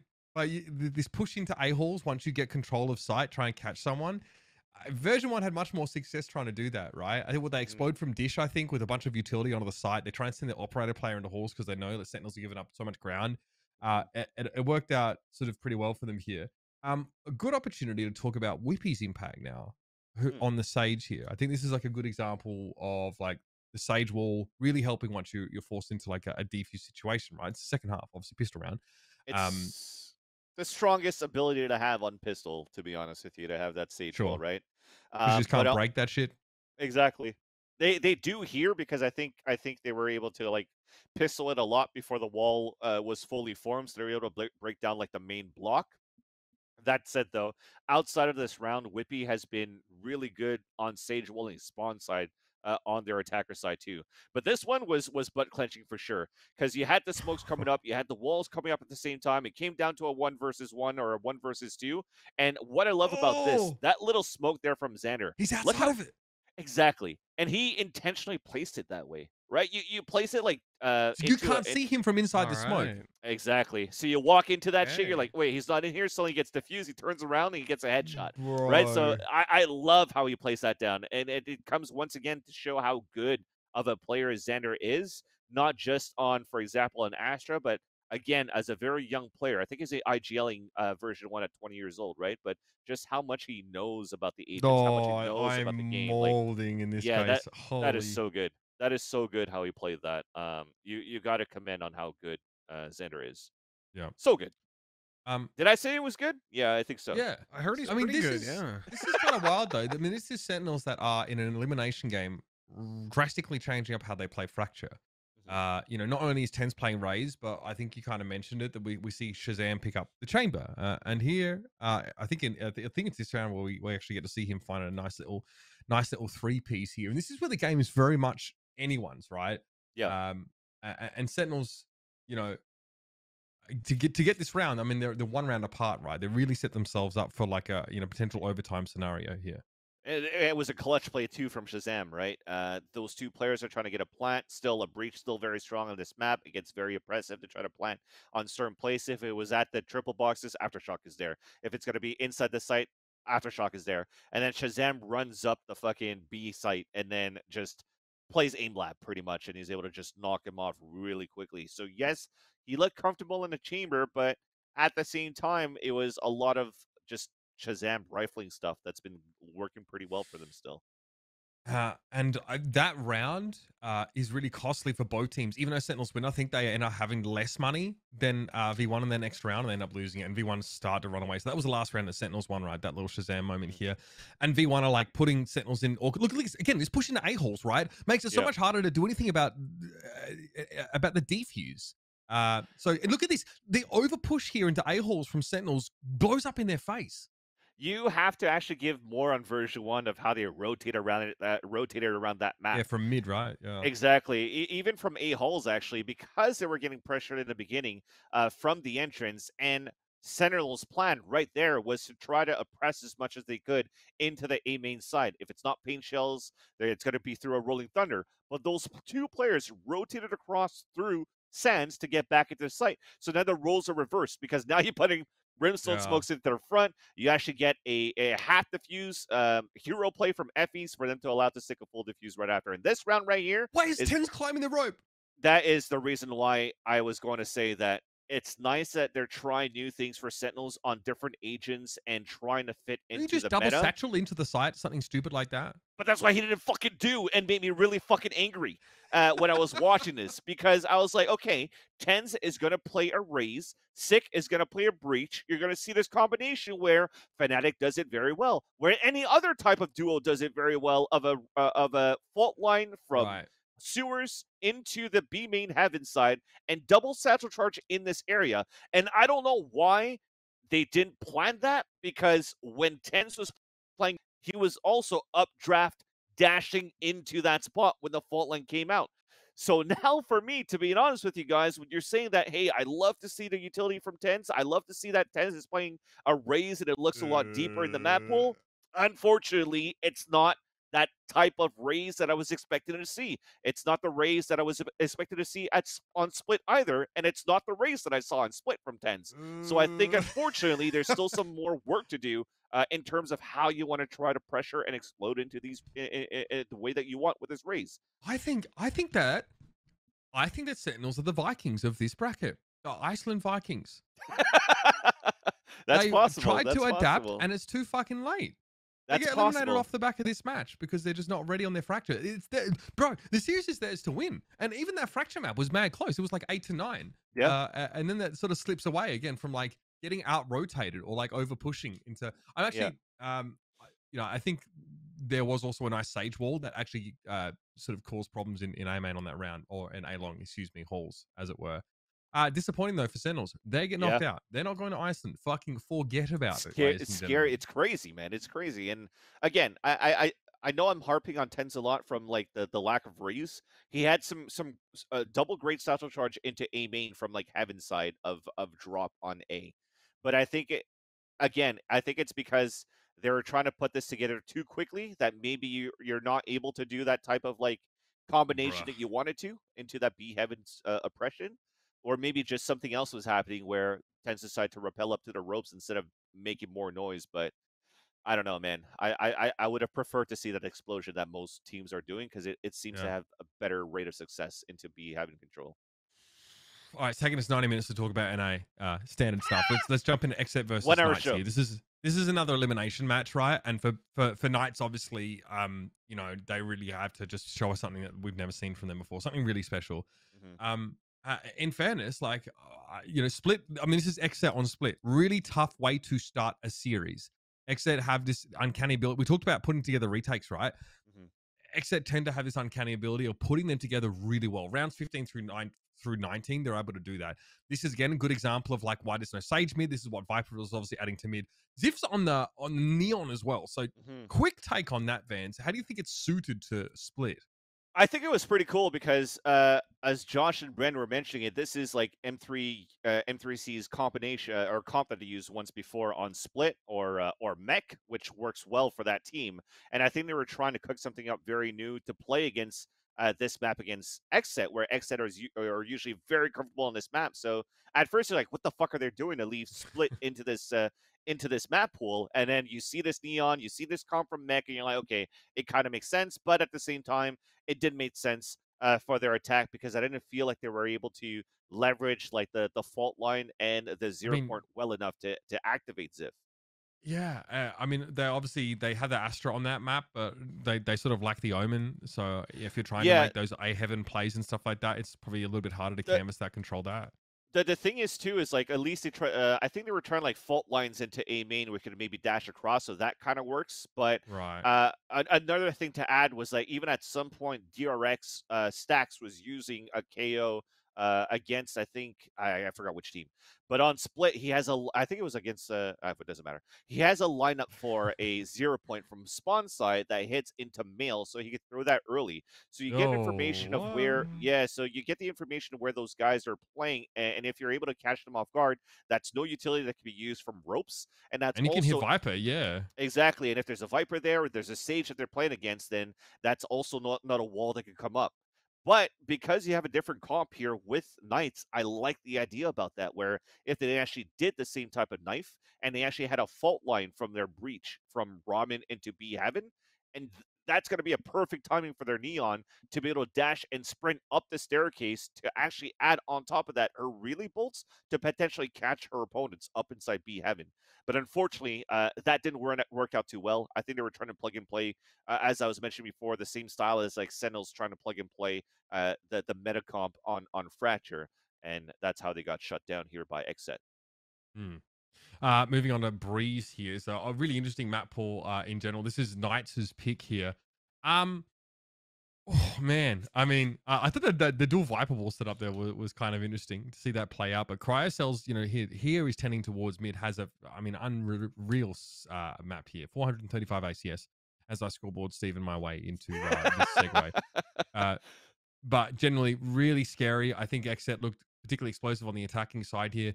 Knights don't really look like they know. Once guns get into the hands of XSET, they cannot break these defensive holds. And then obviously this is that second half where things definitely get out of hand. And Knights also had good results on this map before too, right? Against other teams, against I think even C9, as I mentioned before. And when I was watching this game, or actually when I was casting this game too, is a lot of about that cryo cells really popping off. I think it was a mirrored matchup, by the way. So there was the idea that you're trying to get a little bit more lurks going on from Frosty. I think maybe also mentioned on the desk where like when they had Def playing the Astra, then you actually have cryocells that's able to uh, lurk on mid sides and op in that side and try to cut those rotates or just rifle up and being able to cut those rotations. And I feel that they've done that for a bit too, but also just did some straight up heavy sight attacks on their attacker sides that just you couldn't stop it for Knights. So I mean, XSET looks pretty good. I don't know if they're going to be able to get the deep run in the playoff pool, but I think they're definitely on route to where they're supposed to be headed towards to. All right, so let's have a look at the bracket now as it stands with the Knights being eliminated. So we get LG XSET. LG who took a series off version 1, only to struggle against the Guard, and XSET who, we don't, I mean, that's just a very interesting matchup. Both these lower matches are just insane. Cloud9 versus version 1 for survival for That's Iceland insane. contention. Fucking hell, man. That's crazy. Insane. OpTic haven't had the flashiest run, fans, but they have managed to sort of outlast their opponents up until now. They've gotten through XSET, they've gotten through C9, so they're looking in good shape. The Guard, though, is just going to be a whole different beast. I mean, I definitely feel like the Guard are favored going into that matchup with OpTic still a little shaky, and I mean, I'm the opposite. You really? Yeah, so when I did my pick'ems, I actually had C9 in version 1 going into Iceland, and then I had OpTic beating the Guard in the 3rd and 4th place match. So already there, I felt that OpTic was going to be able to take this over the Guard. Okay. And now that my prediction has been reversed, where we could potentially get like version 1, then C9, then I'll have to go with the Guard and then OpTic to overtake it, so that they'll be the first team going into Iceland. I know they look kind of shaky from the beginning of the season until now, but I still find that they're putting some good work into the way that they're coming back in the playoffs. It's going to be super fun. I think that the whole coaches between MCE and Chet, right? And how everything's going to work out with the IGLs of FNS and Valorant is going to be very, very fun to watch and actually even cast, because I think I'm casting that game. There you go. Excellent. Yeah. We're going to go to a break now because we've done 90 minutes of this. It's good. I enjoy this deep dive. Again, big shout out to Kaplan for coming on while he could. We're going to go to a break. When we come back, we're going to talk about VCT EMEA week 6. We're not in playoffs there yet. Still much more to be told from that particular story, but the story is M3C. We're going to cover them on the other side of the break. Stick around, everybody. This is Valoranting. If you've been enjoying Valoranting, feel free to like, comment, subscribe, and hit the notification bell so you get every episode hot off the presses. Thanks for staying with us here on Valoranting, ladies and gentlemen. We've got a lot of action to cover from the EMEA region. Finally, we've been able to catch up on some of the games that were delayed because of what was going on over in Ukraine and Eastern Europe. And we were able to see the squad previously known as Gambit, now M3C Masters 3 champions, got to finish their matches off. A match of the week doesn't involve M3C, not because they're bad, just because they kind of shit on their opponents. So we're going to look to a closer match for our match of the week, and that's going to be FPX versus Navi. Again, like an FPX team recently, moving artists over towards that duelist role. We're starting to see that story develop just a little bit more, and all these real young guns on Navi that are really starting to come into their own, really starting to impress us just a little bit more. Again, this is still group stage matches. Want to make that clear because we're a little bit behind here. Let's dive straight on in here. First of all, this is Dinks just sort of popping off a little bit now, but Navi start to put the pressure on, or try to put the pressure on after an early trailing, I guess. Yeah, so a couple quick things to address before we dive super deep into this. Games were Wednesday, Thursday, Friday, which is obviously not usual. Also, this was the game that happened on Friday, right? So it was towards the end, not the start of the weekend, which means the start of the tournament, but the end of this leg of it. For Navi, their tournament life was on the line coming into this series. They needed to beat FPX if they wanted to be going through to playoffs. Otherwise, they were securing themselves a middle of the pack finish right around 4th. So this was a really, really important game for them. And coming in, for such young players, I think that's definitely a storyline to look at. I mean, just looking at some of the guys on Navi, they are fresh. They are green, let's say. So for them coming into this one, certainly a lot of pressure on young players, but at the same time, they've played in Valorant for a long time. We've talked about the Navi roster in the past. I've always been a huge fan of SSK. I think any Fortnite player is able to come over and impress us that much in the early days of Valorant up against your FPS legends that were coming over from other games certainly earned their respect. And for SSK, this was a series where he got to show that. He got to really show off the full depth that he had here on Jet. So initially, the funny thing is, FPX, they have Angel. But you look at the roster, they don't have Angel. Obviously, with the Ukraine crisis, Angel lives in Kiev. He ain't at home right now. So Bad EG is stepping in. He's been doing an absolutely insane job as a stand-in. I'm not sure where that leaves the IGLing for FPX. I imagine that's a constantly evolving situation. Yes. But Batty's been their stand-in. He's been sat in the bench for a while. This guy had a couple opportunities to trial big teams. In my opinion, all those big teams made huge mistakes by not picking him up, and now he's in this position where subtweet. As a fucking subtweet. Which teams? Yeah. Well, my team at the time, as well as a lot. I know a lot of tier 1 teams for trialing this guy back in roster shuffles, and I don't know how he didn't get picked up because he is honestly one of the sweetest dudes out there. He's a lovely person, but he's also just insane at the game. Really, really solid player on any roster, and he's showing it here. Yeah, you mentioned obviously Batty G, really comes into his own here on an individual level. But on Ascent here, FPX's defense looks pretty average, pretty weak. And you sort of point out there might be some coordination issues here for them against Navi, who seem to be exploiting that a fair bit. It's like an 8-4 half. Yeah, I think it's a tough one to criticize, right? Because FPX, they come into this is Navi's pick. So the preparation is there for this Navi team. Also a team who, they're very young, they're very grindy, and they play a very aggressive style. I mean, you look at players like JD. Honestly, I don't even feel like he fully fits in this lineup just yet. JD, to me, and it might seem insane because he's playing pretty well, but I feel like he's uncomfortable at the moment compared to what we've seen from him in the past and the ceiling that we know he can hit. I actually think this Navi team over time, they're only going to grow and grow as they learn and get molded that little bit more. So for them coming into this as a game that's deciding whether they get to go to playoffs or not, it was a huge crutch, I think, on the one hand, but I always feel like the CIS players, they deal so well with pressure. You know, they're just such stoic people in general that whenever it comes to playoff games, it's just like eating breakfast. So FPX look a little bit weaker on that defensive side. They go on attack and they win the pistol in the first couple of rounds. But then there's this A hit from FPX that's a little bit ill-fated, and it's where they lose a large chunk of this momentum that they're trying to build on the offensive side here.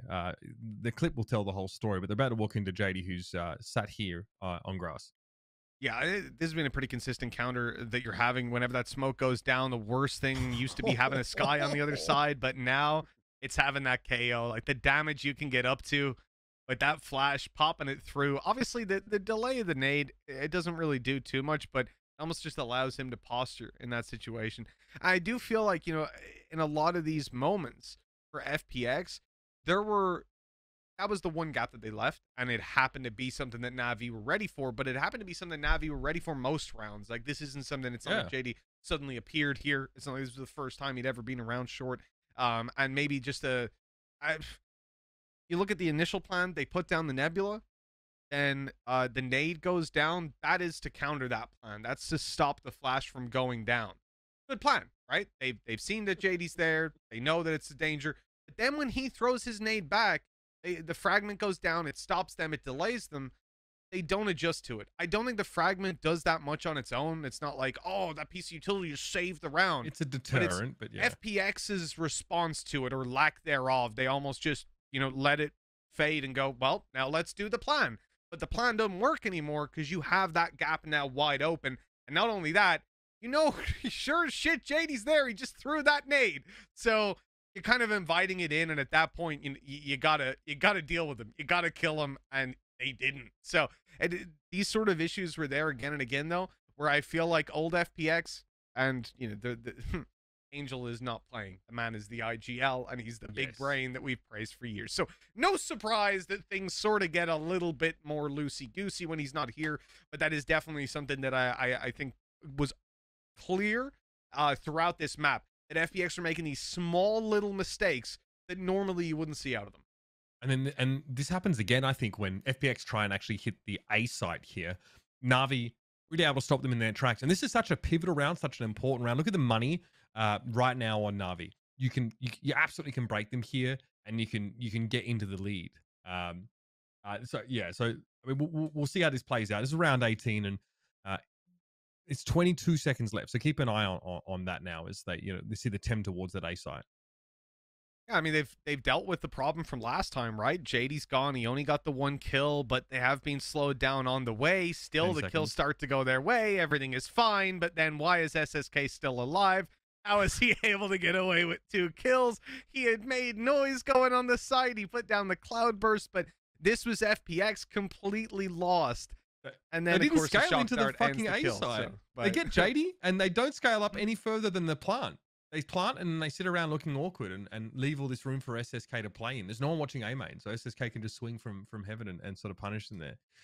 Yeah, again, Weird. some of the sort of subtleties on their executions that really let them down, and it could be no Angel there. So Navi end up taking this map away. It's close, it is grindy, but this is a Navi team who is expected definitely to still be in a growth period, but they really punish FPX's apparent listlessness on their attacking side in some of these rounds. Yeah, I mean, this is textbook. This absolutely, yeah. Playing inside, the only caveat I would give is this man did that when he did not have a dash. Right, he was suppressed, and SSK still felt confident to play with a shorty inside the smoke, and pops his ulti right afterwards. And I mean, it's the confidence that this agent gives him. Does he do that if he's playing an agent who can't dash out of there, who won't have that online in a second or two? If it's someone that doesn't have a Blade Storm in the back pocket, so after the first 1 or 2 guys come through that smoke, suddenly that, suppress is gone. You can dash, you can Blade Storm, and everything goes your way. I really like seeing SSK on a duelist. The thing that's always going to have me, he needs to keep up this level of performance. This is This Right. is the kind of map I want to see from SSK every damn time he's playing this agent, because I will tell you categorically, put this guy in a breach, and that is viable in this meta 100%. Put this guy in a breach, and he is going to be one of the best breaches in the world. He was unbelievable in Party Pirates, and Christ, that was a year and a half ago. If this guy's playing a support agent, I am backing that team. So if you come in then on a jet and you do dog shit, or you go, 10 kills, 15 deaths, no, it's not worth it, because your team would have been a million times better if you got 0 kills on a breach, because my man would be walking out with 30 assists, 40 assists. That's the kind of player SSK is. So I like it, but I want to see the consistency. I want to see it there all the time against these top level teams. So far I do, so no problem. All right. Let's talk now about the FPX map pick. That's Breeze here. And we'll start it off with a nice little baddie G3 piece. Homie coming in and laying the smackdown. Again, this is a great map for FPX in general here, but we'll take a moment. Also, shout out to baddie G in the chat there, homie. How you doing? A chance to talk a little bit more about this stand-in really coming into his own. Yeah. Hey, what's up, Patty? Yeah, I think, moving on to this map, again, you got to put all the caveats there for FPX that they have the lineup situation that they do. This is a map that they played up against Navi religiously in the past. What they played it in the CIS Grand Final, I'm seeing here. Was it 13-5 in FPX's favor? And that was same old Navi, but obviously, again, we're not playing with Angel here. So a big difference for FPX. In terms of the leadership that they've got coming into the game and how the calls are working and all that. I mean, there's so much adjustment for this team.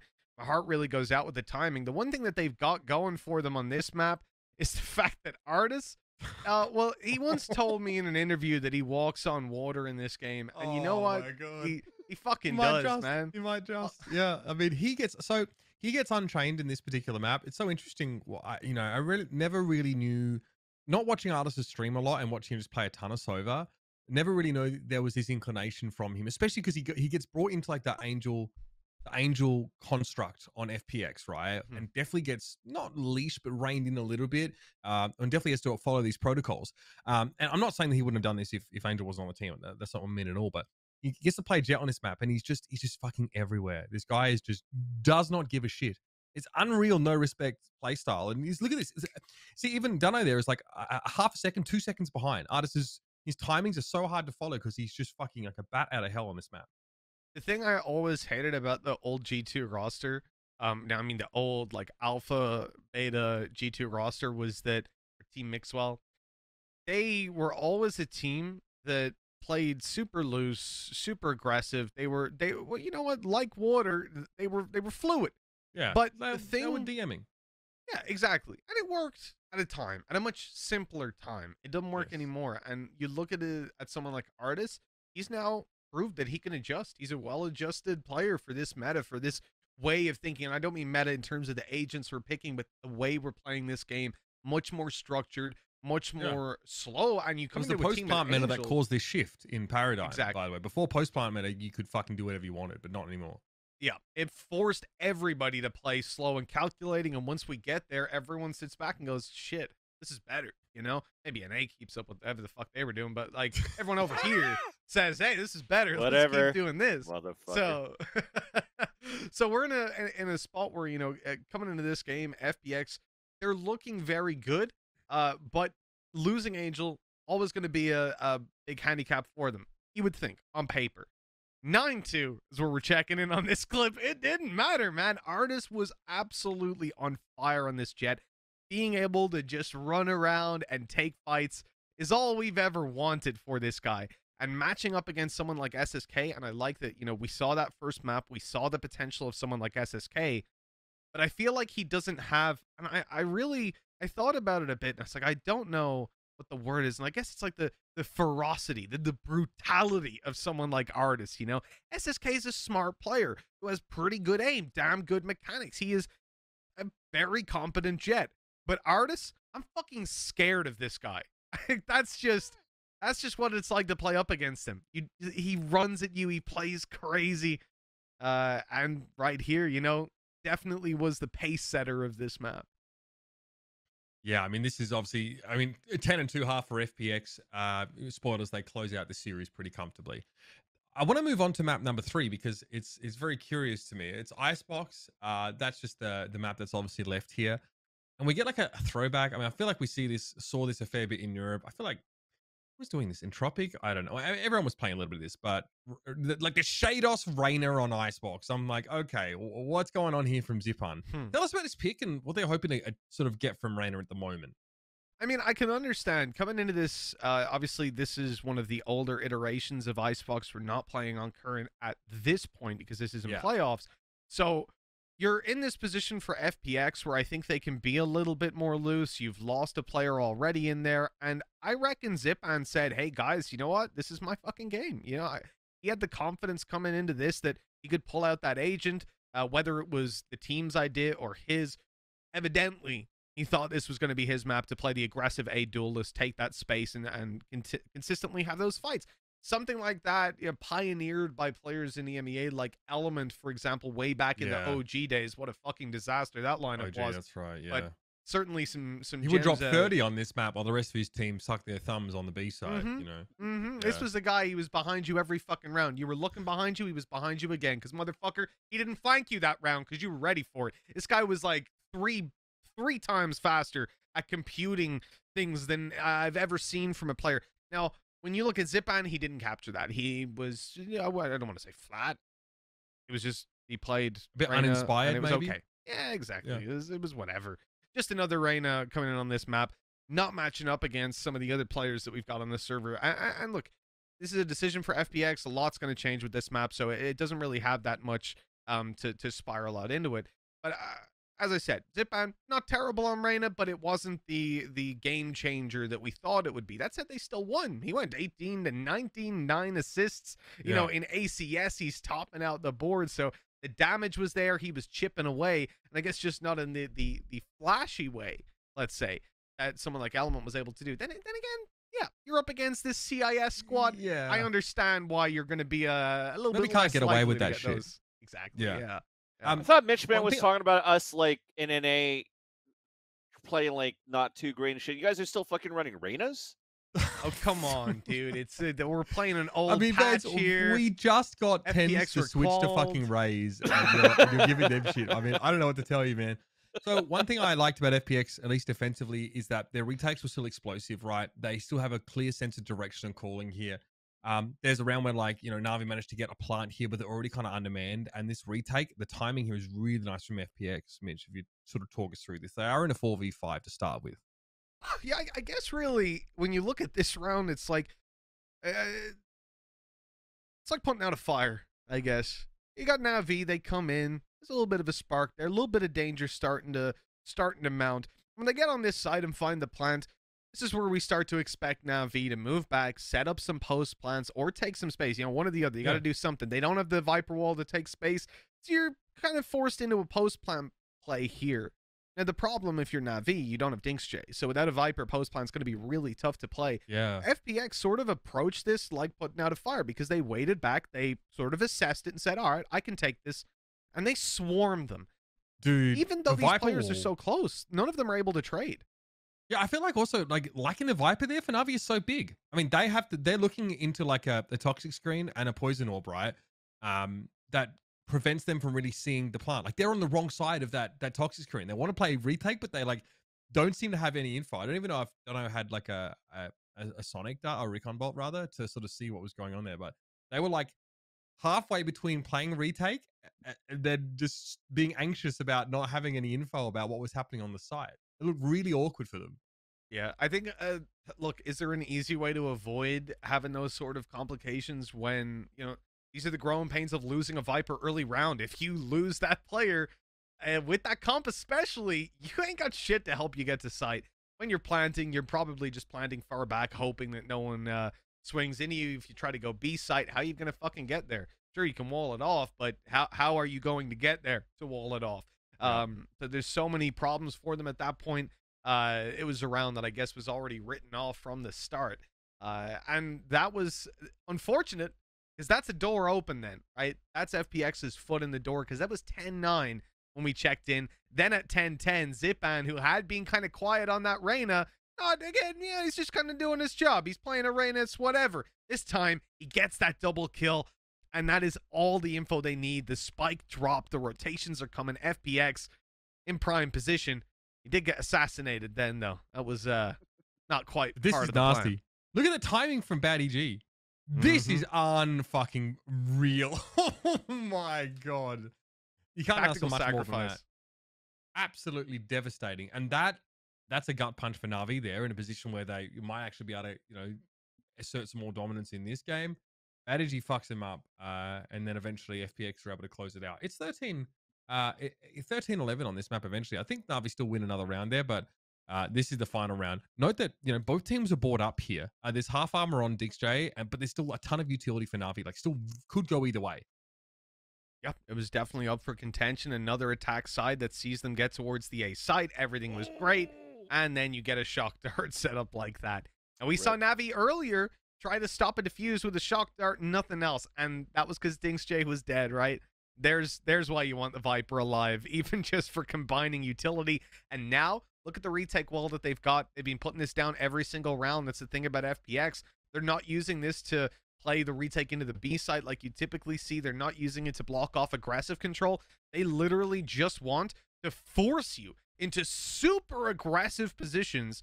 If you're going to play the site, you have to hold it right up in their face, and it leads to, again, just like putting out a fire, FPX, they set up for this, and they smother the Navi post plant. This happened every time pretty much on these A post plants, and, well, that's something the Navi will be going back to the drawing board on, but still the snake bite shock dart comp that took them down in that plant, that's going to haunt their dreams.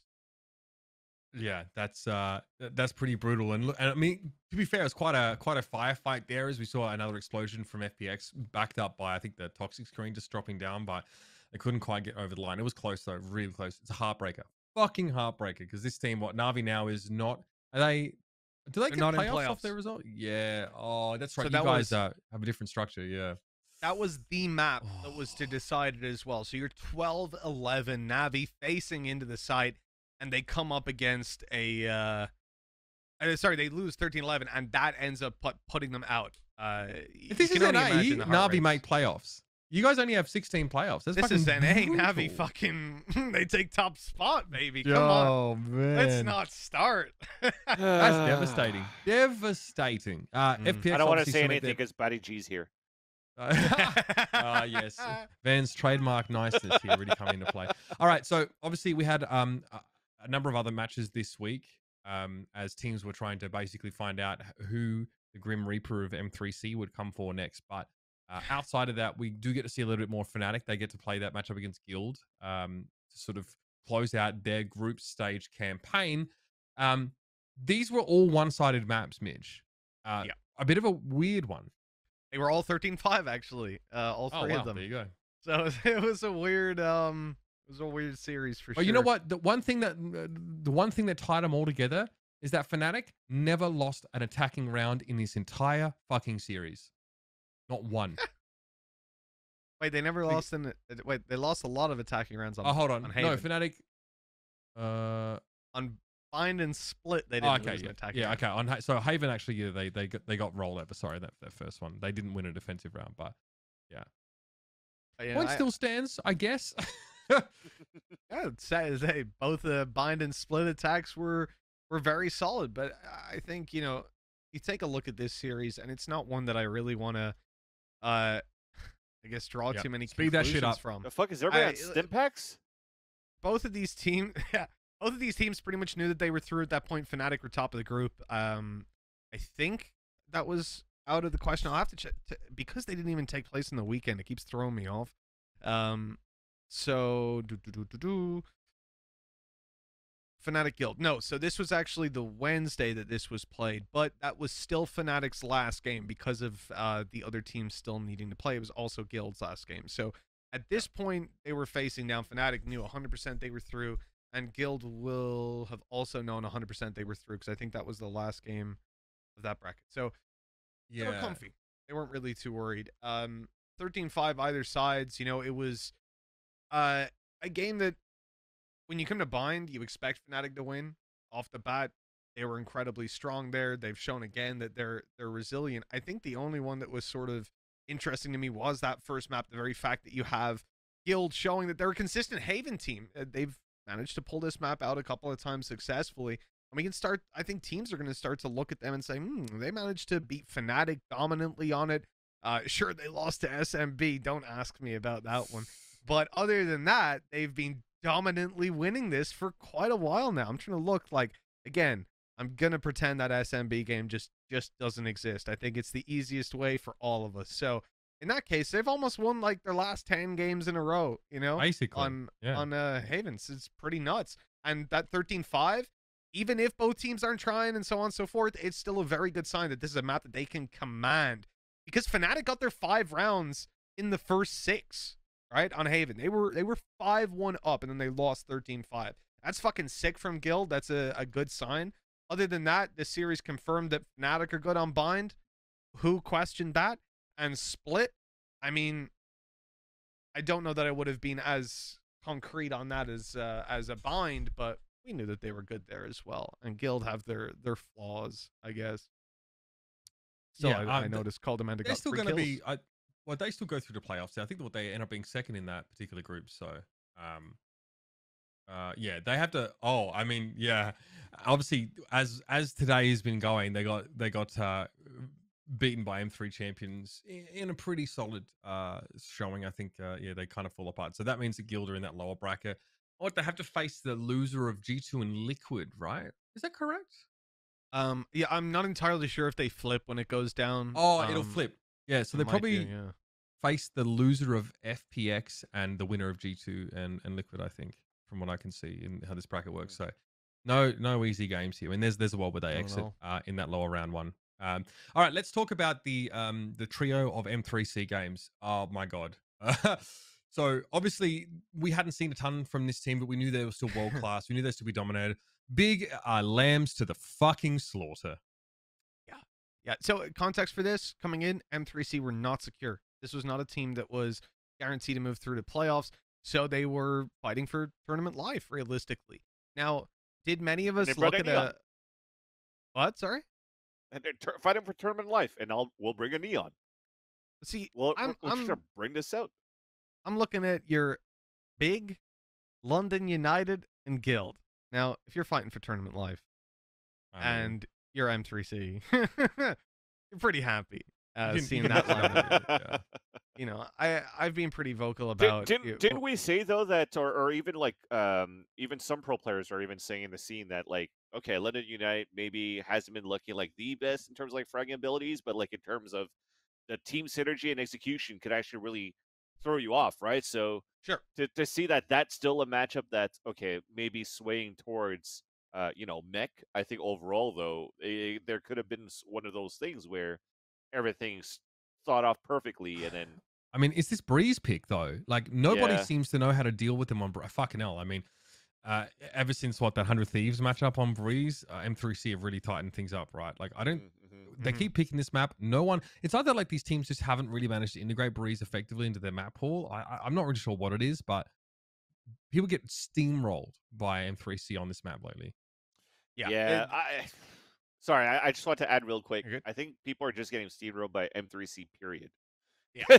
Because, like, even if I'm looking at the other games or the other rounds or like, even the agent pool that mech are using, like, they're even putting fucking Nats on Astra, and he's still fucking popping off in the highlight reel. So now, as well, that's the thing. They put Nats on fucking Astra, and this is when they've started to do it, like the last week or two. What the fuck are you doing? Like, wait till she's nerfed and then go, I know we've never done this, but let me just prove we can, like, before the meta's gone. Just in case people are like, yeah, they were good, but they couldn't play the meta. Yeah. We talked about that on Ascent, I think. Wow, this is I mean, they're 100% on all of these maps that they play. So that's just not surprising. Still crispy. Not only that, let's keep in mind, you know, this is a Russian team that has faced 2 weeks of not knowing whether they were going to be playing or not. There's been a whole bunch of, can they get visas? Can they travel? Are we even going to be able to let them play? Like, there's all these questions that had to go out. Would Gambit allow them to play? You know, obviously they've done that for their Pro League team, and I think Gambit as an organization seem to have handled this very well in terms of how they're treating their players and still allowing them to move on. Fair play to them for that. Sure, at least they're not naming their team, I don't know, like Patriots or Outsiders or anything fucking whack, you know? 'Cause that would be really weird. Yeah, that'd be kind of fucked up. Yeah.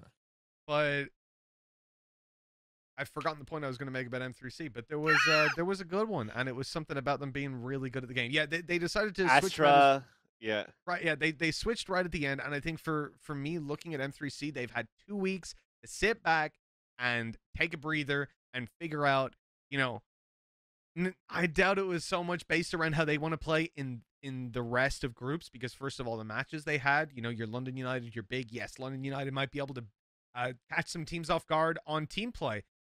Not M3C. It's just I feel like there is a line in the sand of like you will not be better than these guys at team play. You might surprise them. You might be better than they expected you to be. You ain't better than them, and sure as shit ain't gonna be better than them at aim. So, and that's not anything against London United. That's who Mech are. That's who, you know, these are the Masters 3 champions after all. The name kind of gives it away. So yeah, they had 2 weeks off, and you can only imagine they came back with a fire lit under their ass. Now, there's usually nothing scarier than this team when it comes to any tournament, but I can only imagine what this team, after 2 weeks of breathing time to prep for their matches, Jesus Christ, that must be scary. Do we know if they can even get to Iceland, Mitch?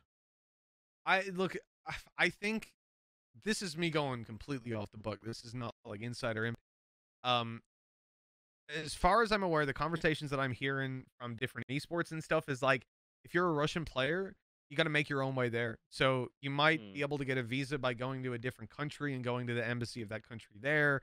It might be possible to, you know, I know they won't be able to get a flight from Russia. At least I doubt it. Have to go somewhere else to either fly the other way around the world or like a really annoying route, I'm sure. You're kidding.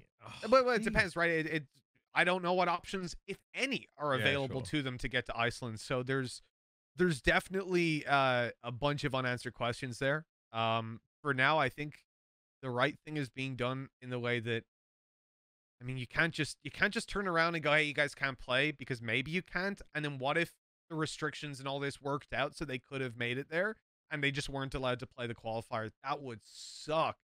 At the same time, you know, I guess it's the lesser of two evils. You let them play, they qualify, and if they're not able to make it, you get the second best team over. It is from EMEA, so it's not like you're going to have visa problems for the most part.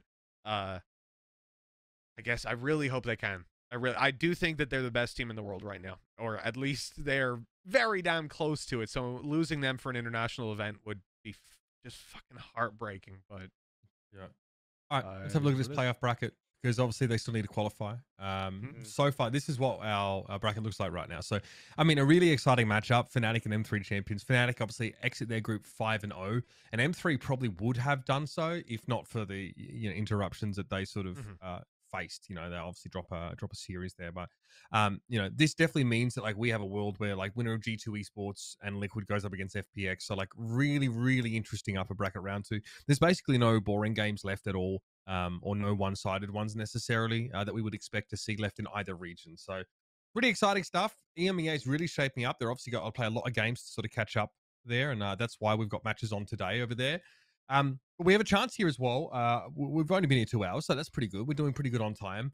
Let's talk a little bit about VCT career, Vans, because you've had a chance to. I mean, fuck me. I mean, man's watching VODs, no doubt about it. You've been watching VODs. Normally, like, it's really only possible for a caster to cover like 2 regions or to sort of follow. So tell me what's going on in VCT Korea for someone who hasn't been able to watch very much of it lately. Like, what's the lowdown, high level, and then we can talk about your match of the week for that region. Yeah, so high level, at least I was able to actually watch a lot of these Korean matches because I actually did get the permission from the Riot Games in Korea to do watch parties. So we've been watching live for a couple of these matches. Yeah, it's been freaking awesome.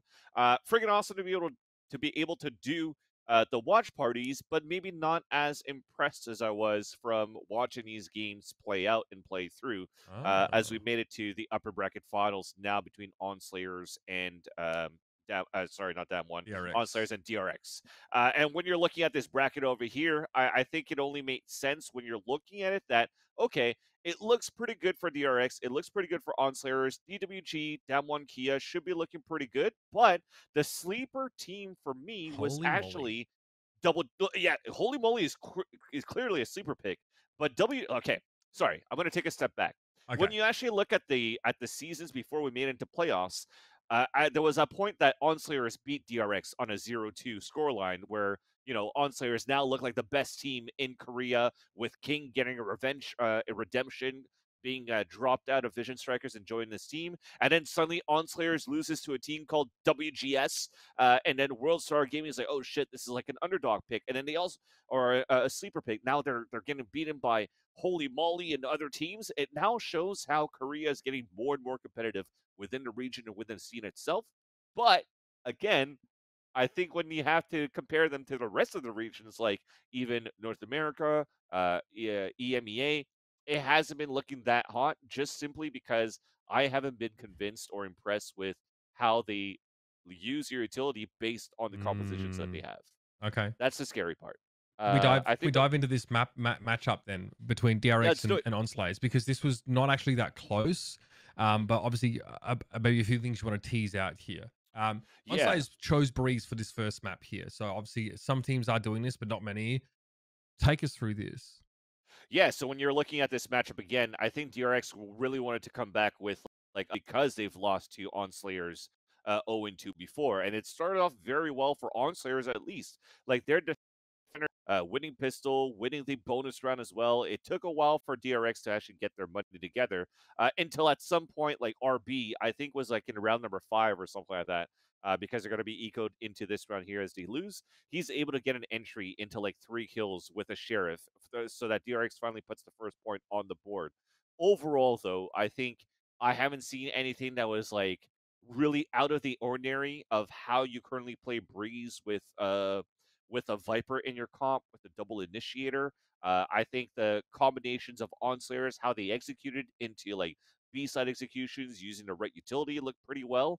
But overall, when it comes down to just playing, so for me, Breeze is where Icebox was. You're going to have a fucking Viper wall that cuts off B main. You're going to have a Viper wall that cuts off A side, and you just execute in there and see what happens with the amount of utility that you throw and how your opponent's going to play the retake. And when it comes down to that, then it's the duels. And that's where DRX was shining a lot more once they took their defender half here on the second half. On Sla2ers actually didn't have an answer as to how they could get into these sites when you're still knowing where the utility is coming from. You just dance around it, and then you're just getting picked apart right after. So DRX were able to make this quite not as close anymore when we thought that this was going to be a banger series going into the watch party or going into the upper finals. The thing that's cool about this matchup, at least, though, guys, is that it's not over at this point. There's still another opportunity that the grand finals to see who's going to represent Korea is going to be these two teams again.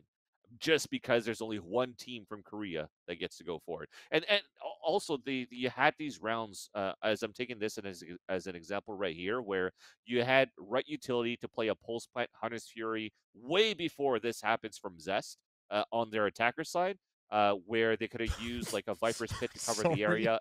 Yeah, he just Hunter's Fury his own teammate just for the hell of it because they won the round. But there was a moment where he could just actually already get back from the back of B site and use a Hunter's Fury to play Pulse Plant, and it just had the Viper's Pit plant instead, but that didn't happen, right? So there's miscommunication of how you want to leverage your utility. It's a bit chaotic, fans. Yeah. It is chaotic. It is like chaotic, man. Pretty high pace. Like I'm seeing some of those A hits there from DRX. Like they do like the across the map like poison orb setup and push him with the Viper, and then they're walking into Cypher cages, and all of a sudden they're just fucking, they're just DMing. What do you? Okay, so I mean this is the last round. I don't know how much there is really to say about this particular map anymore. DRX obviously really start to solidify on their defense. It's odd though, right? Between arguably like the two top teams in this region, it's quite chaotic, and this series really pitches heavily in DRX's favor. Once they get to choose split, is this just like is this like where they're at their strongest? On these kind of maps, that is their map pick, right? Is they are they like XSET in that way? They just want to force split and just try and fuck people up with their speed and retakes. Definitely, I do think that when you're looking at DRX.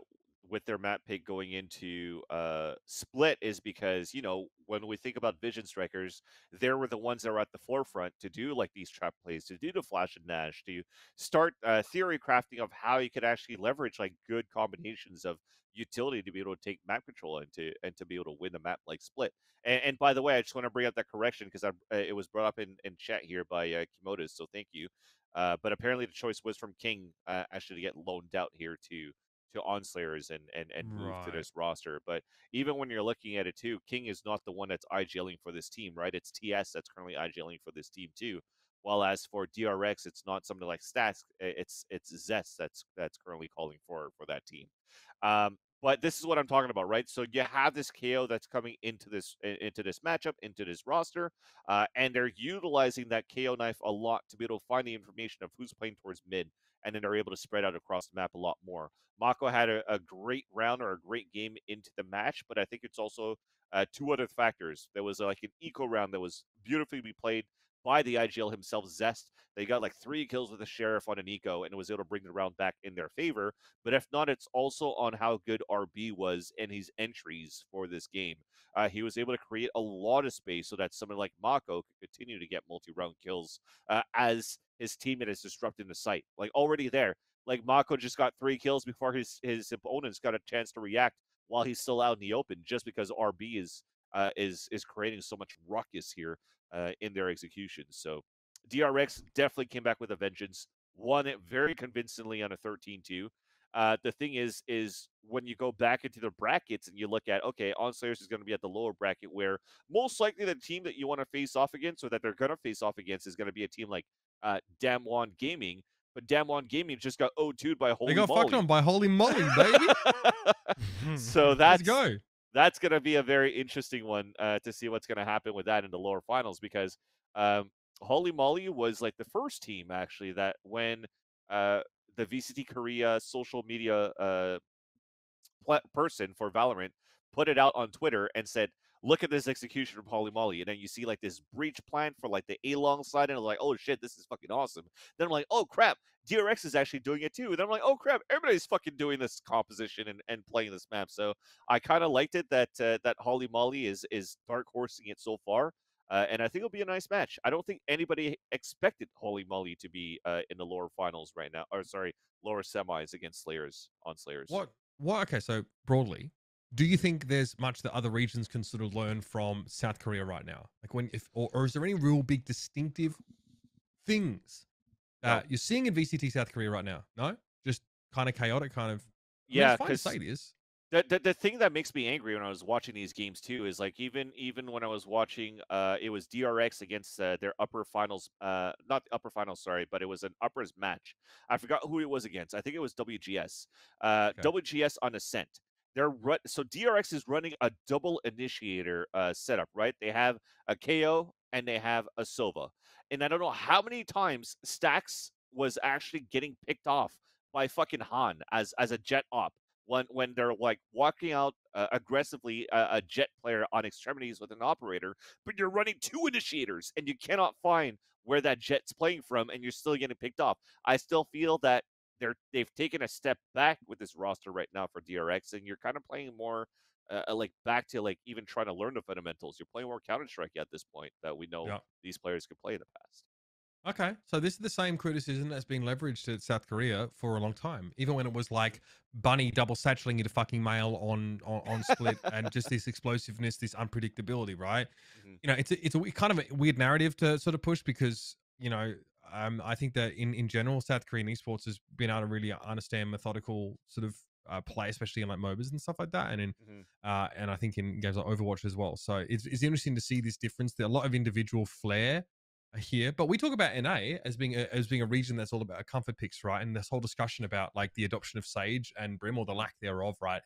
That each of these regions has some defining features as you sort of look through them. I'm really interested to see those clash. Obviously, only one team from South Korea is going to make it, of course. So maybe at some point we can get Seth to break some of these games down, because I always love getting Seth in a call and I go, all right, Seth, he's on the Hopia, man. Tell me why South Korea are the best region in the world, and he'll just fucking go. That motherfucker's like a Beyblade. You just let him rip and he's just picking off. Both him and Clint. Yeah, absolutely. Fuck it, it's great. You know what I mean? But you know, they're living the life. I don't feel bad for them. They are casting LAN games every fucking day. All right, they're living the dream out there. Don't you forget it. All right, so let's circle back on this one next week. Hey guys, let's pencil something in. What do you feel like next Tuesday at like 11 a.m. PT? Should we maybe see how these playoffs are progressing? Talk a little bit about Masters. You guys are down I for think that? that makes sense. I Free? think that Check makes in. sense. Everything's Nice. closing in this weekend, so you might as well have to, right? Yeah, that's right. And look, I mean, Vans, I know you'll be busy selling obviously your private Snapchat to your tier 3s, right? I mean, I already got Baby Bay. He's already fucking in the Yeah, chat can saying you that can he you wants it. hook the man up with a shirt? You know what I mean? I want that shirt with your face zoomed in like a Vans W in the. That would be No, hilarious, actually. yeah, I like a gotta have penthouse somebody face. doing it. I gotta have somebody. Yeah, we're gonna have to talk to somebody. To do that for I'll me. wear it. I'll actually. That's some of the esports merch that I'll happily actually pay for. Usually I don't. So quickly tomorrow. We actually had a lot of fun last week. Me and Scott are going to catch up again and do our weekly recap of esports on the breakdown. Sideshow is going to be on the show. The last time me and Sideshow were involved in an interview, he was pestering me at DreamHack in 2017, trying to find out why there was delays in the matches. He was approaching me as a journalist, so it's going to be a little bit of a role reversal here as I and Scott throw a few questions his way. It's going to be good because I'm really hoping to tease a little bit more about the conversation of sort of co-streaming versus casting and the rise of that phenomenon. And hopefully I can we can ask Josh a little bit about like how his content is put together, because I think one of his strengths is really just he's really able to sit down in front of a camera and deliver like a fairly compelling sort of monologue on his YouTube, but also his development of narrative as a caster. It's probably his biggest strength is actually teasing out a very strong, very cohesive narrative that's delivered with conviction. It's one of the things that I really took from him. I'll be honest with you guys. I don't really learn much from casters in the Overwatch League, except for that guy. So it was good working with him. You guys are obviously very lucky to have him in Valorant. We're obviously sad to lose him. So we're going to talk to him on the breakdown tomorrow. And of course, yeah, but back next week. All right, for more Valoranting. Vans is going to be up at fucking 1 a.m. again like an absolute champ. Thank you, Vans, obviously, especially for all the time you put into watching these VODs, man. It's obviously really important. Mitch, you're okay as well. And big shout out to Kaplan because, man's busy. Man's got a fucking team to coach. You know what I mean? He's out there on the grind. Come on the show. Thanks so much for giving us your insight. It's always really valuable. Anyone ever comes on this show. But he's really a shit appreciated. human. Yeah, well, yes, but I mean that's sort of unrelated, isn't it? I mean, generally he's a shit human, but this aspect of him is really admirable. Thanks for being here, guys. We'll see you next week for more Valoranting. 11 a.m. PT. Don't miss it. We're going to break down what's happening in NA and EMEA as per usual. It'll be a 3-hour show. Usual. See you then.